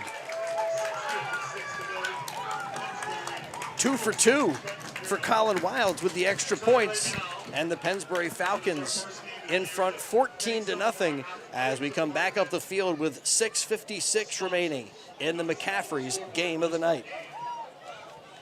And you'll see them throughout the year. These are businesses that help our athletic program throughout the year. Eat healthy, eat great food, eat at the Gyro Shop at the food court in the Oxford Valley Mall. Retro Fitness, Shop Right. The Hero Shop. I would call it Gyro, but I think it's pronounced Euro I Shop. felt like you were giving me like the side eye or something. just because me and my girlfriend just noticed that shop the other day at the mall, and we were talking about it. So when you brought it up, I was like, oh my God, I just experienced that place. Well, they're part of our Pennsbury crew tonight. Eat healthy, great food at the Oxford Valley Mall. Check out the Gyro Shop. Dining is fresh Mediterranean comfort food, big, bold flavor, genuine hospitality, regular gyros like chicken, lettuce, tomato. As the kickoff high and comes down at the 15-yard line. That's anybody's football. Finally picked up by Hackett. He's hit immediately. And the Falcons do a good job covering that kick. And the Tornadoes, again, they haven't really had any good field position. Yeah. Really good job for the special teams for Pennsbury to limit that opportunity for the Tornadoes, and has done an excellent job of really pushing them back.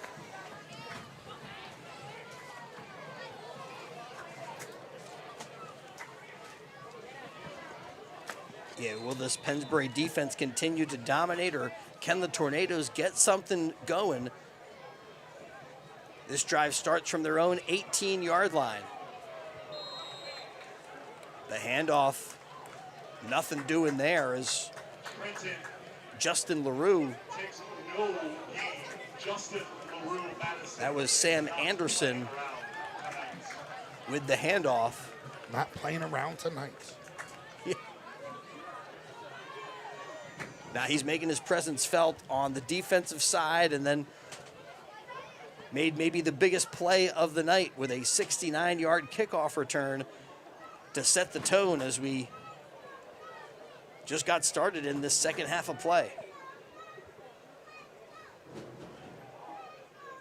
And again, the Tornadoes with no gain on first down. 2nd and 10, and the snap is past Keith Williams and skitters all the way down inside the 5. Keith Williams with a smart play right there, just falling on the ball and holding on to possession for the Tornadoes.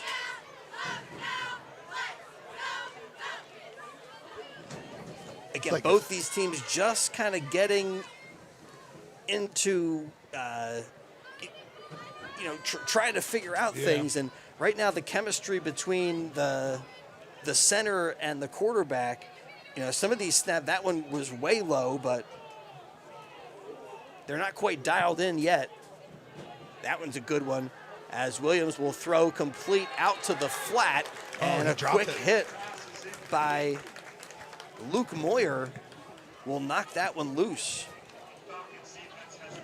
Naeem Abdullah had it just for a second, but that big hit came from the outside and jarred it loose. Like boom. Yeah. Not sure who it was. I think that was that Depew? It was Moyer. Moyer, gotcha.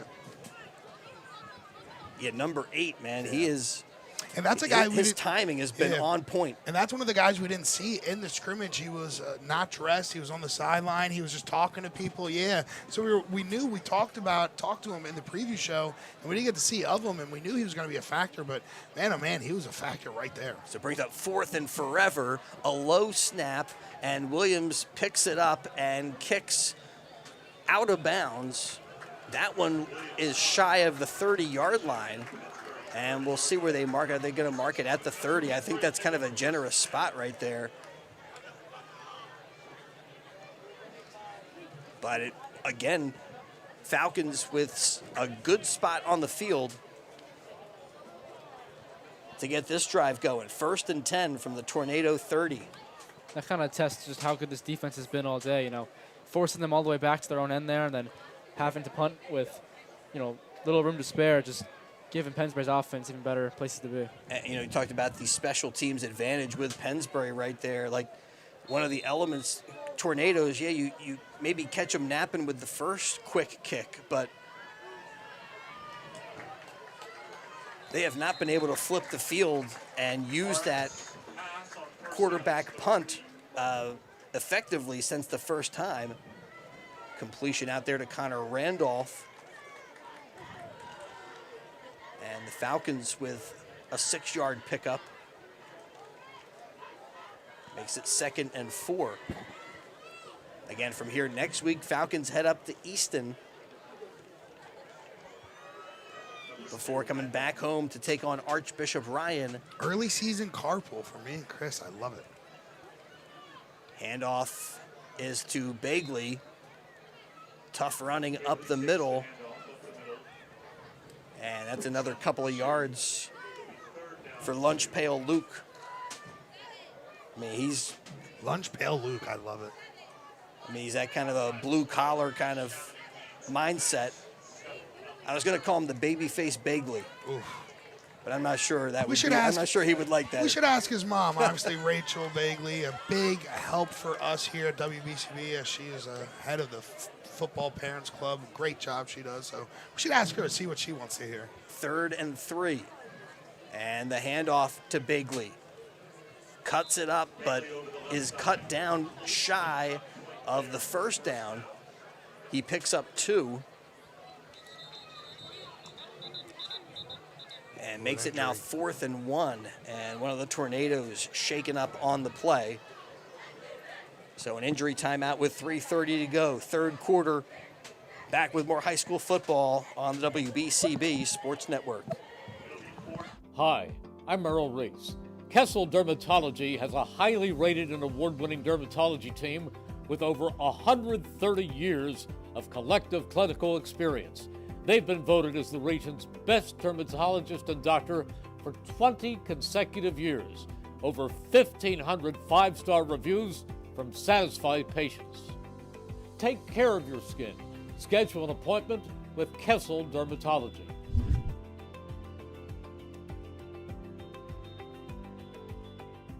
Head out to Dion Square, located at South Oxford Valley and South Olds Boulevard, with the following businesses ready to serve you: Pat Dion Beverages, CVS Pharmacy, Smile Culture Dental, Biomat, Wayner Nationwide Insurance, Liberty Auto Tags, Pennsylvania Fine Wine and Spirits, Lee's Hoagie House, AutoZone, and First National Bank and Trust of Newtown. Make Dion Square your one-stop shop for all your shopping needs at Fairless Hills.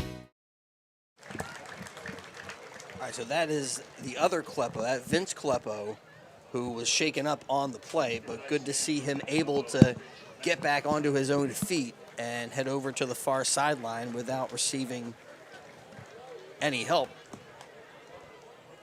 But it looks like he is moving a little slowly. Falcons now looking at a 4th and 1. Aren't under center, gives to Bagley, and he bursts through up the middle with a Pennsbury Falcon first down.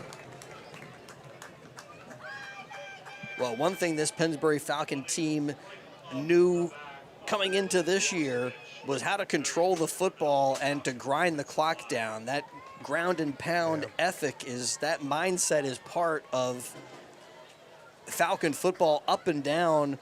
And that was one of the things that Coach Greiner really talked about building a program, that he wanted to make sure that he reached out to all of the feeder programs and guys developing. As that pass complete. Nice catch by Evan Appleton, but the flag thrown at the end of the play.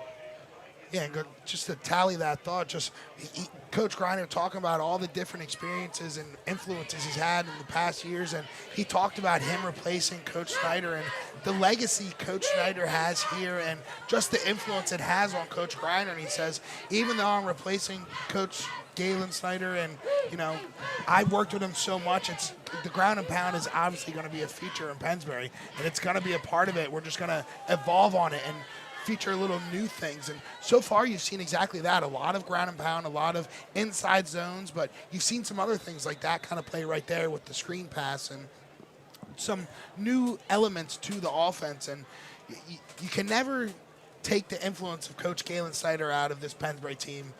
You just can't. And Coach Griner is showing that here.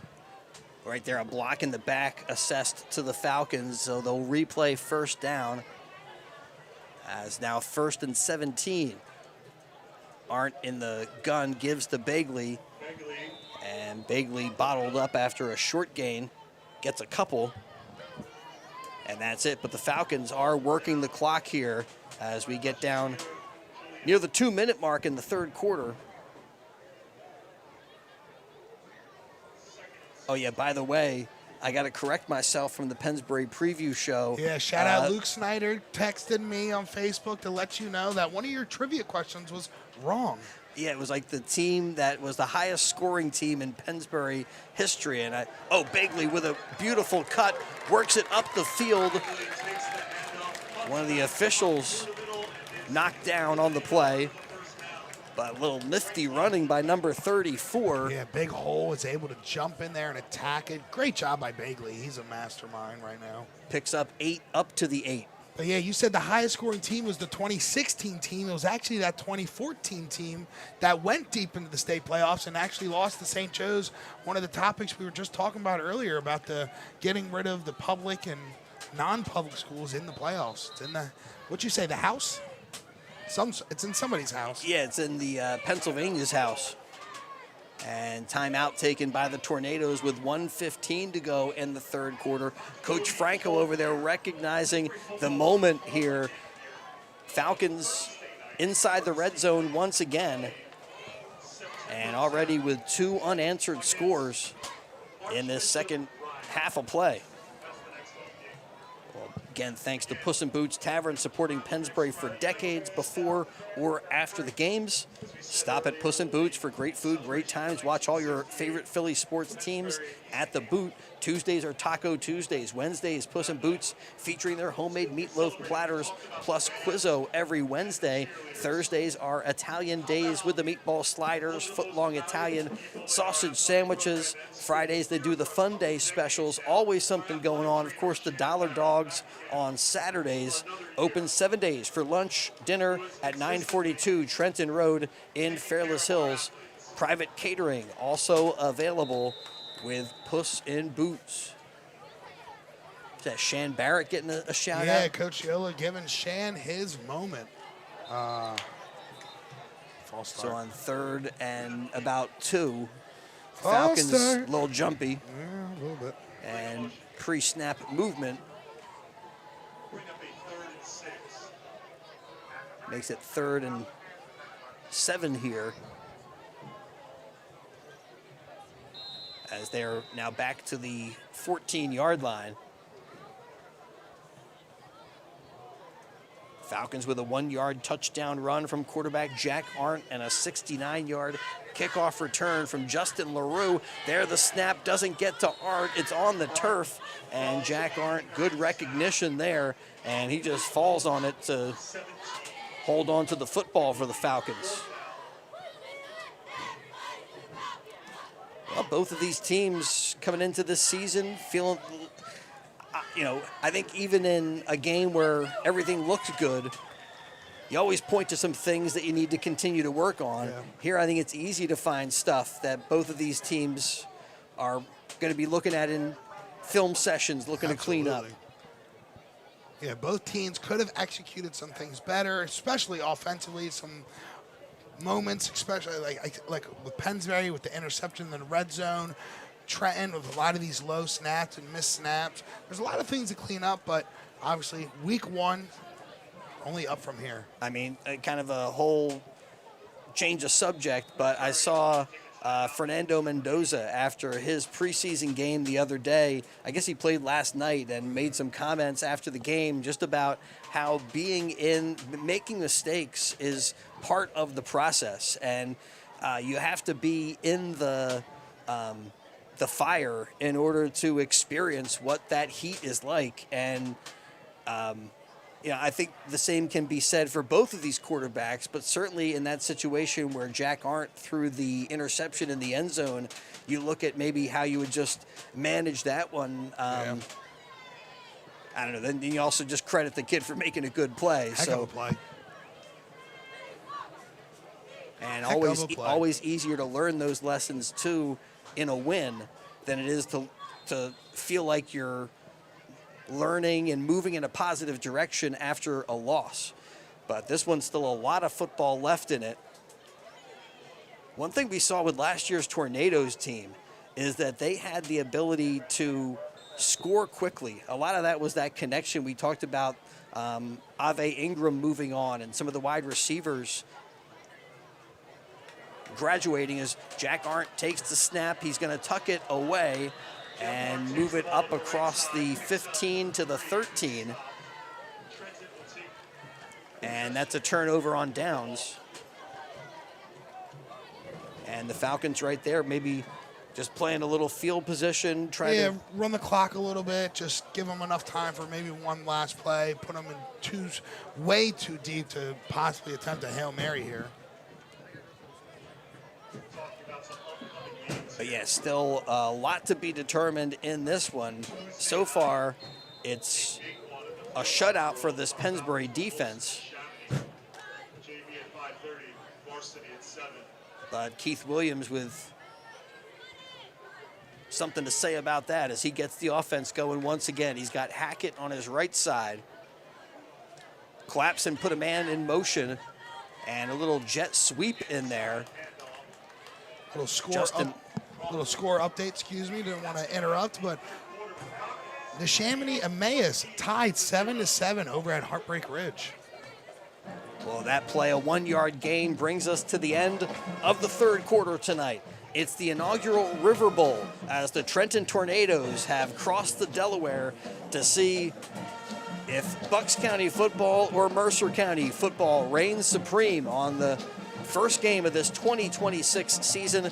We'll step aside and return to Falcon Field. Oh, by the way, hoping that this is going to be a regular thing. I know that next year the Pennsbury Falcons will travel to visit the Tornadoes, and after that, I'm not sure. I think right now it's like a home and home that has been agreed upon.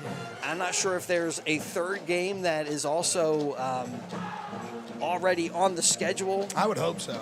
But we hope this will continue and have a little bit of traction. I heard there might even be like a trophy that they're going to have or some type of a plaque. We'll see about You don't say. That's cool. all of that. But, yeah, that would definitely add to the prestige of this River Bowl kind of matchup and hopefully maybe spark what could be a very cool tradition.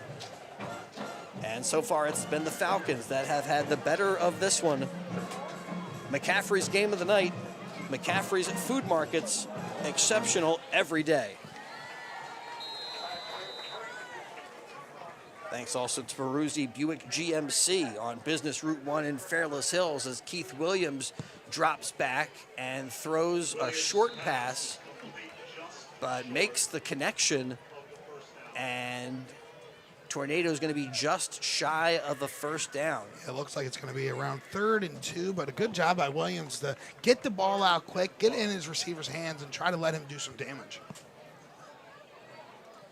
So they'll mark it down there 3rd and 2. So one of the better, more manageable third down situations for the Tornadoes here, but Pennsbury is making nothing easy.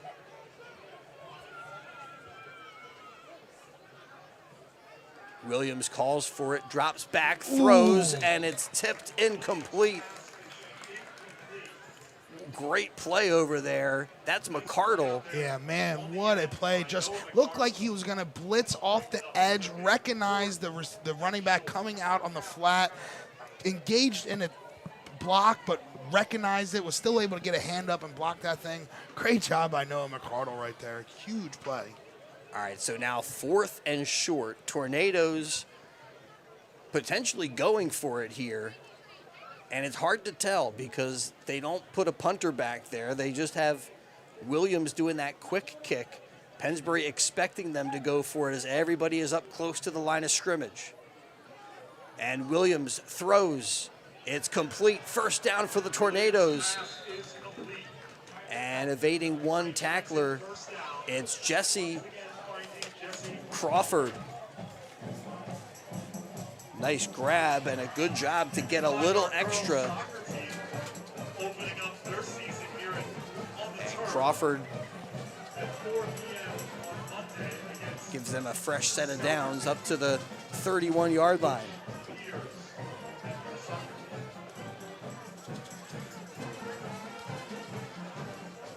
Williams with 3 receivers here to the near side, hands the ball off to Matthew Hackett.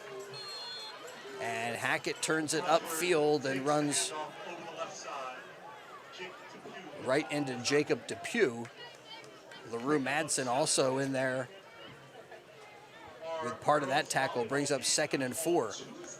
Yeah, and a good read there to see that the inside was open compared to the outside, with McCardle jumping to the outside and really hitting that hole and getting a good gain there. Now those 3 receivers split to the far side. Low snap. Williams picks it up, throws the football. It's bobbled and dropped by Naeem Abdullah. The ball was there. Another example tonight where Pennsbury delivering a hit,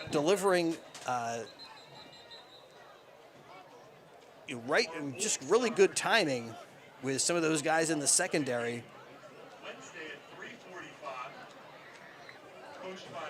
And so now 3rd and 4.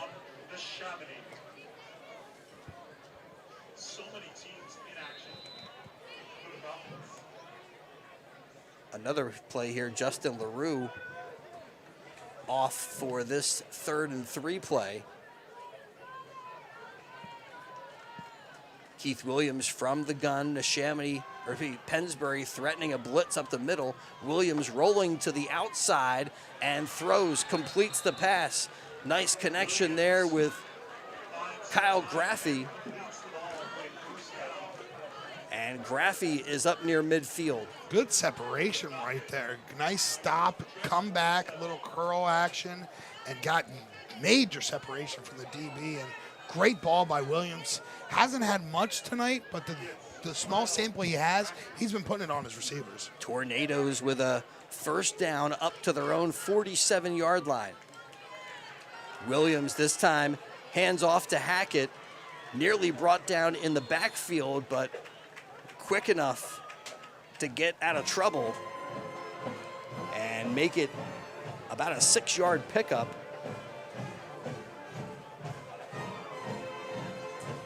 Hasn't been the prettiest tonight for the Tornadoes, but this is a drive where they found some momentum, they found some positivity, and they've really been able to move the ball here against Pennsbury.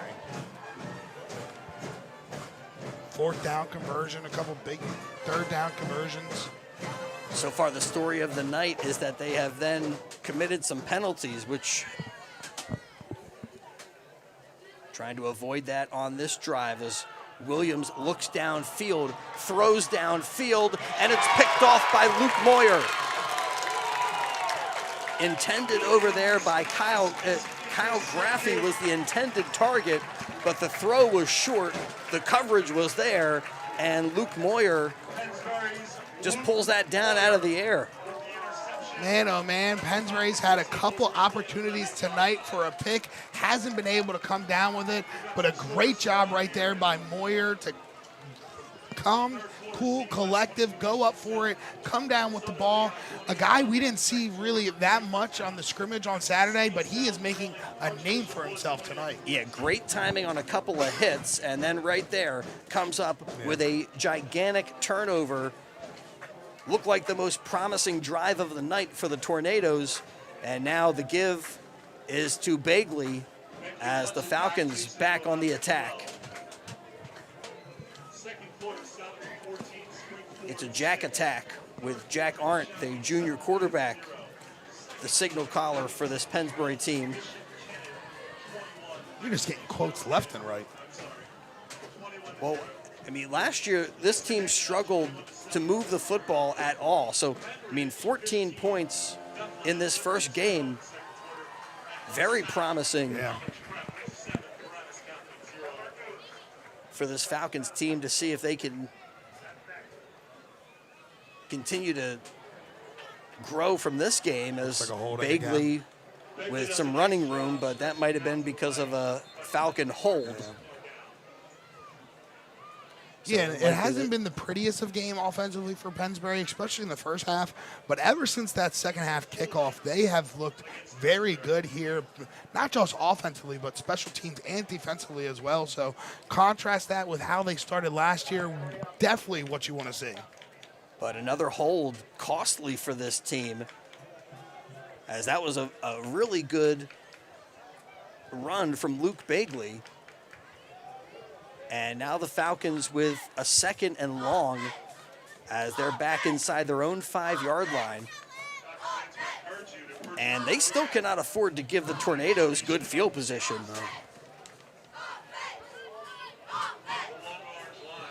Tornadoes really started, looked like they were building some positive momentum on the offensive side of the football. And now for the Falcons, I mean, this is a place where you don't want to take too many risks so deep in your own end. Well, offside, that's a little bit of help from the Tornadoes as they jump and give the Falcons 5 yards back.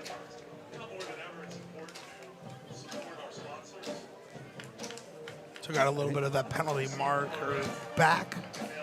You know, not all of it. 5 yards is not the same in every spot on the field. That was really an important 5 yards absolutely. for the Falcons, just to get a little bit of breathing room and get out from underneath the shadow of their own goalpost.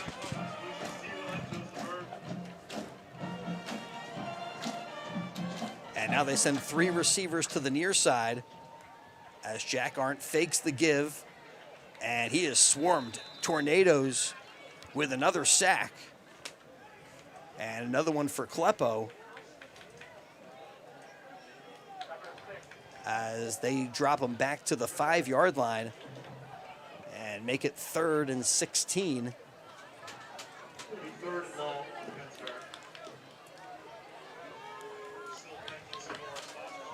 Well, one of the areas that the Falcons have been a little better than the Tornadoes has been in special teams. And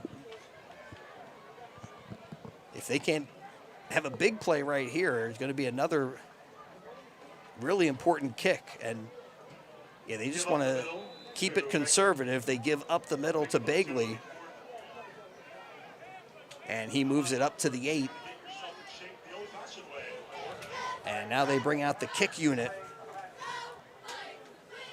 which has been pretty good, but especially the first couple of chances for LaRue, he did have some pressure from the Tornadoes. And right here, it looks like everybody up close for the Tornadoes as they're going to bring the house and try to block this one. LaRue from deep in the end zone gets it away. And it's a good kick. And takes a nice beautiful Pennsbury bounce. hop across midfield. That's that Falcon flap that everybody talks about. That's what it does. Stops at the 46-yard line. And a really nice job there again by the Pennsbury special teams. And another great play by Justin LaRue.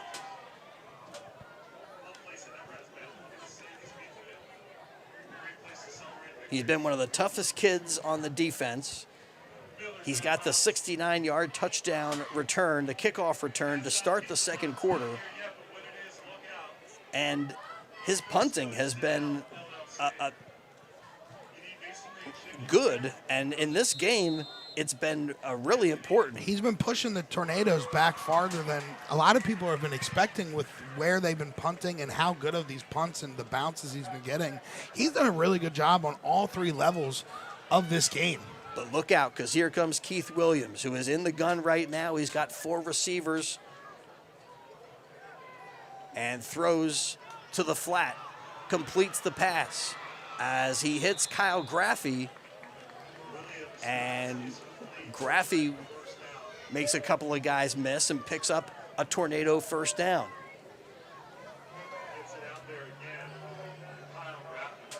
Tornadoes picking up the pace as the clock now down to the 5-minute mark in the fourth quarter.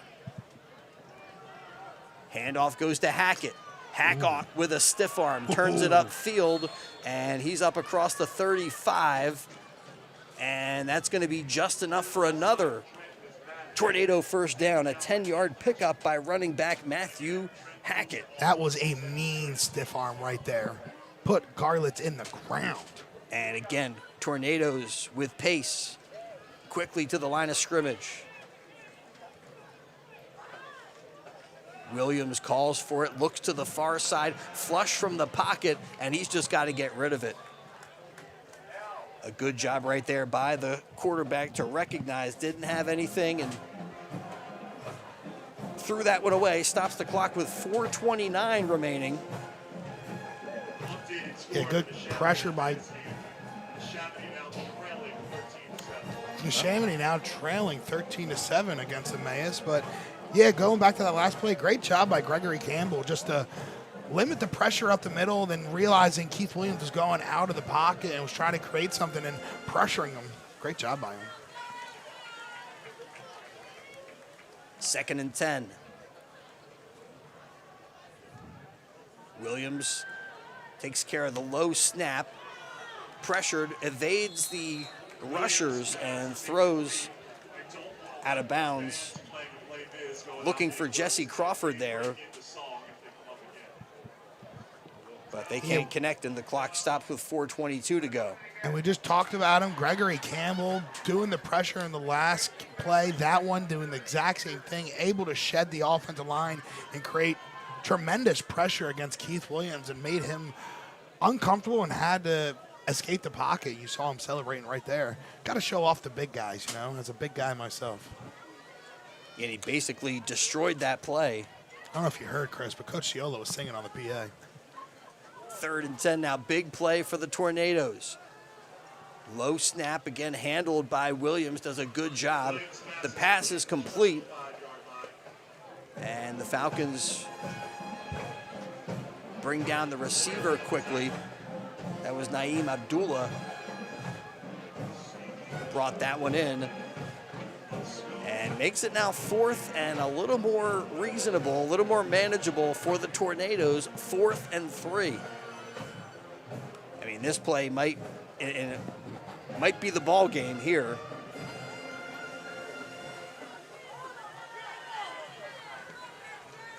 As we're under the 4-minute mark and the Falcons with a 2-score lead. Williams dropping back, looking downfield, looking into the end zone, and it's intercepted. Brought in by Jacob Depew. Falcons with 2 interceptions tonight. Luke Moyer and now Jacob Depew with takeaways.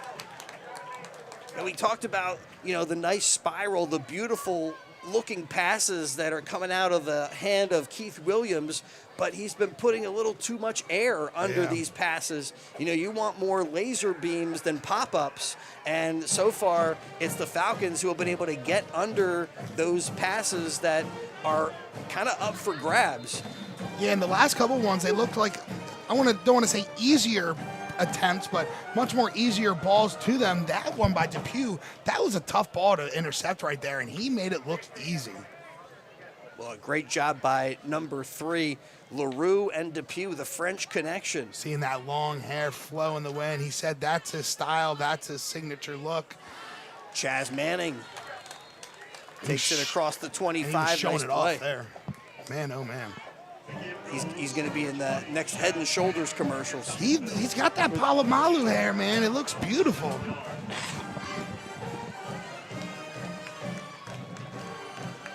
CD West continues to 6 yards on first down, 2nd and 4 for the Falcons. Big thanks to Charcoal BYOB, one of the nicest restaurants in all of Bucks County, and one of the local businesses that has supported the Falcons for many, many years. Charcoal offering exceptional food that's locally sourced and seasonally inspired. Check out their menu at charcoalbyob.com. That's charcoalbyob.com. On 2nd down, the handoff goes to Manning, and he's got nowhere to go as he's brought down by Ben Kleppo. I'll tell you what, though, like you see it right there. I've seen a lot of great sportsmanship today from both teams. Saw right there the tackle was stepping over Manning, wasn't trying to. He's letting him know, oh, my bad. Let me help you up real quick. Great sportsmanship by both teams. Well, tonight is the McCaffrey's Game of the Night. McCaffrey's Food Markets, the local family-owned and operated supermarkets, proud to support our community and schools for value and quality. McCaffrey's is the place to shop for those on the go. McCaffrey's prepared food department, second to none. Everything cooked by McCaffrey's, fresh seafood, prime cuts of meat, homemade pasta dishes, and more. Weekly specials that rival any chains, and express online shopping service available through McCaffrey's Food Markets. They're in the Edgewood Village Shopping Center at 635 Heacock Road in Yardley, and in the villages of Newtown at 2090 South Eagle Road.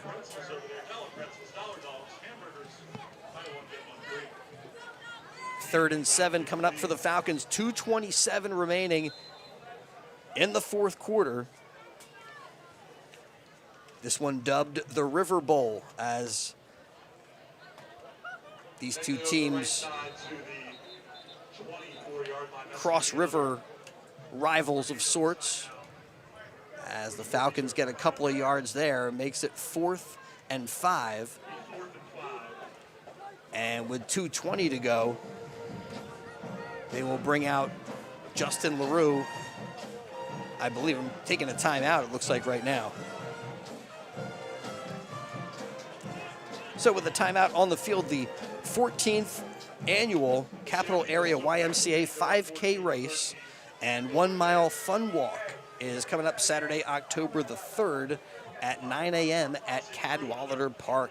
Registration is now open. Come run, walk, or jog your way to fun and fitness.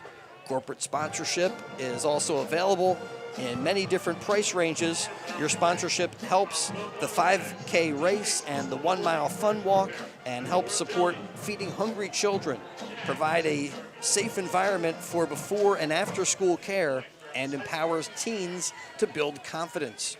For 100 years, the Capital Area Y has stood for a place of hope for those facing.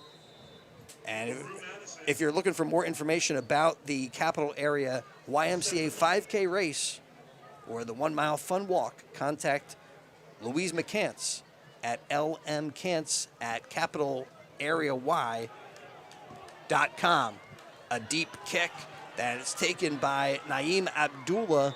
Abdullah with a pretty good return as he brings it back across the 50 into Falcon territory. And the Tornadoes take over 1st and 10 from the Falcon 47. So with 2:09 to go, the Tornadoes will have their foot on the accelerator and hoping somehow they can score quickly and give themselves some kind of chance here late in the game. But so far they have been blanked by this Pennsbury defense. We knew it was going to be a good defense coming into the season, and they have been showing it here. Big thanks to Kramer's Bakery in Yardley for supporting Falcon football on WBCB. Keith Williams with a quick throw out to Abdullah, and he is quickly spun down. Play made out there by Bryce Cruzen. Going quick. Some tempo here for the Tornadoes. On 2nd and 8, they're finally set. And Williams with a quick throw. And that's broken up. Nate Ketchum with the PBU. And almost another interception here with the way he jumped that route. So a little deeper into this game, do you have some up-to-date rushing stats for Pennsbury, Evan? Yeah, Luke Bigley ran 23 times today for 86 yards. He was the primary ball handler by far for the night. We had Chaz Manning, 5 runs, 6 yards. So mainly those two guys carrying the rock for the Falcons.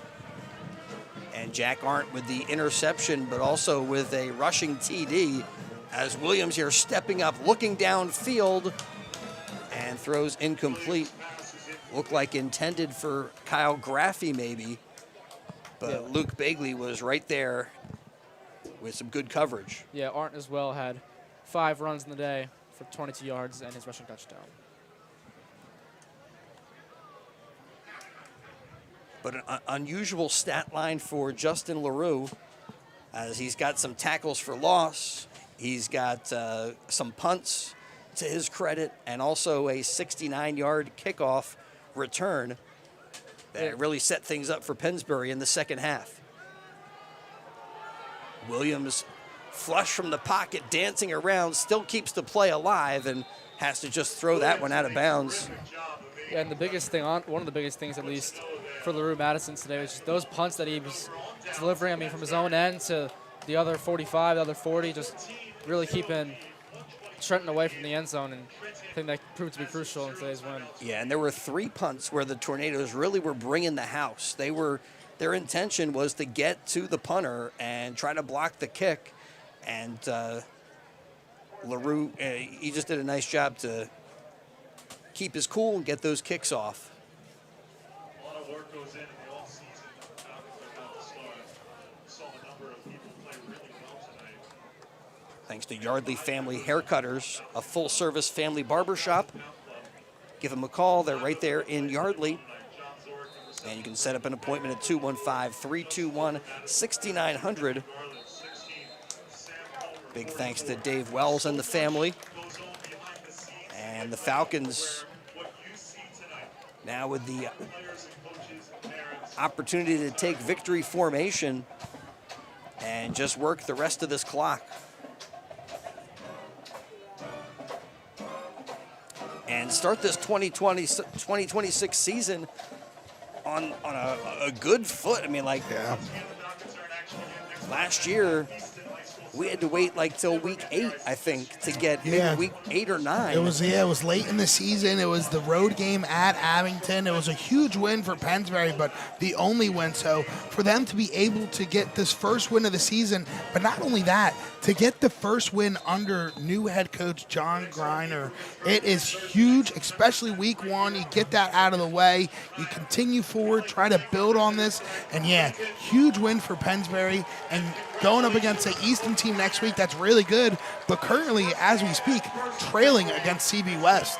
Yeah, congratulations to new Pennsbury head coach John Greiner on his first victory. It comes in week 1 as the Pennsbury Falcons are the winners of the River Bowl. And they will move on to face Easton next week. We got the road trip to look forward to. And for this Tornadoes team, they will regroup. I think look at a lot of positive things that they did on the defensive side of the football. Look at some positive stuff that they were some connections with the quarterback to the receivers. Certainly a lot to build on, but a lot to clean up as well, as they could not get on the scoreboard tonight. The Falcons pitching a shutout. All right, we're going to send Evan Hartenstein down on the field to talk to our player of the game. We're going to step aside briefly. We'll return to wrap this one up on the WBCB Sports Network. Hi, this is Patrick McCaffrey at Discount Auto on Route 1 in Langhorne. Since 1951, my family has been selling cars in Langhorne, and today I continue that tradition of only offering fine pre-owned cars, trucks, and SUVs in all price ranges. From the perfect first car. Hi. Today, I continue that tradition of only offering fine pre-owned cars, trucks, and SUVs in all price ranges, from the perfect first car for your son or daughter to pre-owned luxury models at a fraction of the original sticker price. Find your car at Discount Auto on the corner of Business Route 1 and Oxford Valley in Langhorne. We only sell cars we're proud of. Discount Auto. There really is nothing like a home team advantage. That's why Team Toyota makes a great choice for next vehicle purchase or service. With our MVP pricing guarantee, teammate rewards program, and streamlined customer experience, our award-winning operation ensures that you can trust our process. A home team advantage is nothing without the community. Our employees are part of our family, part of your town, and we're all part of the team. We're always here for you at one of our 3 locations in Princeton, Langhorne, and Glen Mills. Well, the Trenton Tornadoes will hold on to their playoff expectations and aspirations, but right now they got to head back to the drawing board after a tough Week 1 loss to the Pennsbury Falcons.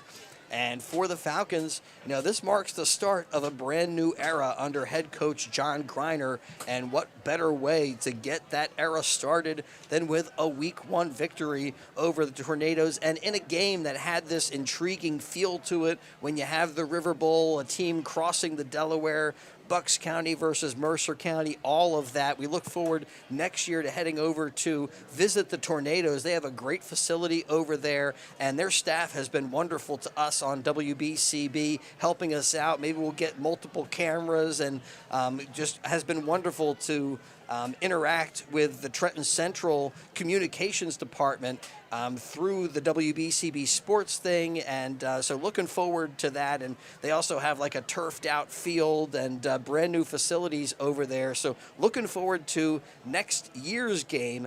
But we have a lot to look forward to just in this season, Gus, as the Falcons now get things going. They travel to Easton next week, back here against Ryan. Tough league schedule, but we'll see. And for the Tornadoes, we also have a ton of their games on WBCB. I think we have 8 of their games scheduled on the WBCB Sports Network for just about all of the Tornado football action you can catch on the WBCB Sports Network. Yeah, it's absolutely great night to have 2 teams that, that we cover for this season to go at it, get the familiar with both teams. It's going to be a fun year. We're going over to the Gyro Shop to celebrate right now.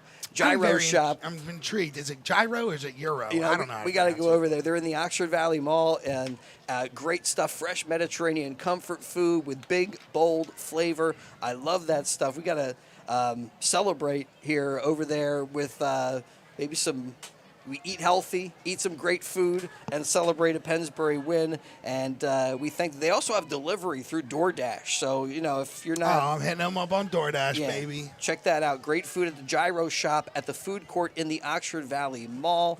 And, again, they also deliver the Gyro Shop in the Oxford Valley Mall, making portions of tonight's game possible. Thanks also to Peruzzi Buick GMC, proud to sponsor Pennsbury football, and they're also with us for Pennsbury basketball and Pennsbury baseball, and just great community partners. Don't forget, if you miss any of the action, read about it in tomorrow's edition of the Trentonian. For complete local and national news 7 days, it's the Trentonian, or online at Trentonian.com. So how's it looking down there? Is Evan, is he on the field? I don't even know where. I don't even think I see Evan. Oh, there he is. He's talking to somebody. He's on the sideline over here. Okay, well, he's awaiting our DiLorenzo's player of the game. DiLorenzo's Pizza, outstanding, and just down the road from Pennsbury High School, and they passed along a $20 gift certificate to our player of the game tonight. We expect him to be talking to Justin LaRue, who had a great game, including a 69-yard touchdown kickoff return to start the second half. And I'll tell you what, you take that big play out of the mix, Gus. This game was very, nobody ran away with this thing tonight. It was back and forth. Especially down late in the fourth quarter, the Tornadoes finally got things going, and they were moving that football. if they kept the ground game going, maybe they avoid a couple of those costly interceptions, and this game could have a whole different complexion and a whole different feel. Yeah, the interceptions were definitely costly, and who knows if they were able to keep going with the momentum on the ground, how it would have looked. But this Pennsbury defense was definitely stifling the offense tonight of the Tornadoes. A big thanks to PIAA District 1. They're looking for officials. You can find out more at PIAA.org for more information. If you're interested in becoming an official, check out PIAA District 1. A 1-yard touchdown run from quarterback Jack Arndt, a 69-yard kickoff return from Justin LaRue, and the Falcons win Game 1 of the 2026 season 14-0 over the Trenton Tornadoes. Thanks to all of our sponsors, Discount Auto, the Revere Restaurant, BCWSA, Dion Square Merchants. Thanks to Ben Franklin Plumbing of Levittown, Kessel Dermatology, City of Trenton. Maybe a new tradition for Pennsbury. After the win, the team comes over and is serenaded by the long orange line. That's cool. Yeah, that's a nice, cool tradition to see. Team coming over, embracing the band, and kind of having that, school feel right there as panning over and showing you the celebration with the band. Thanks also to Mid-Atlantic Printing, DiLorenzo's The Berg Pizza, Capital Area Y, Mercer Bucks Orthopedics. This has been the Mercer Bucks Orthopedics Game of the Night. Haldeman Ford, here yesterday, here today, here tomorrow. PIAA District 1, Villa Rosa Pizzeria and Italian Restaurant. The Trentonian, read about today's game in tomorrow's Trentonian. Hyundai of Trenton, the Gyro Shop over there at the Oxford Valley Mall. We thank them for supporting Pennsbury Falcon football. Go out there, get your gyros, and mention that you heard about them on WBCB. Thanks to Kent's Tree Service, the Pennsbury Football Parents Club, Fletcher's Garage, Yardley Family Haircutters, Kramer's Bakery. When you go over to the Gyro Shop, don't mention that we kind of messed up the ad and we don't know how to say gyro and all that. I don't think anybody knows how to say it. Well, they probably know over there. They know. We don't. You can ask for on our behalf. It doesn't matter about how you pronounce it. It matters is how it tastes, and it tastes fantastic. Thanks also to Charcoal BYOB, Peruzzi Auto Group, Yardley Pharmacy, and Kramer's Bakery. I think we got them all. And also Peruzzi Service, helping to power portions of today's game.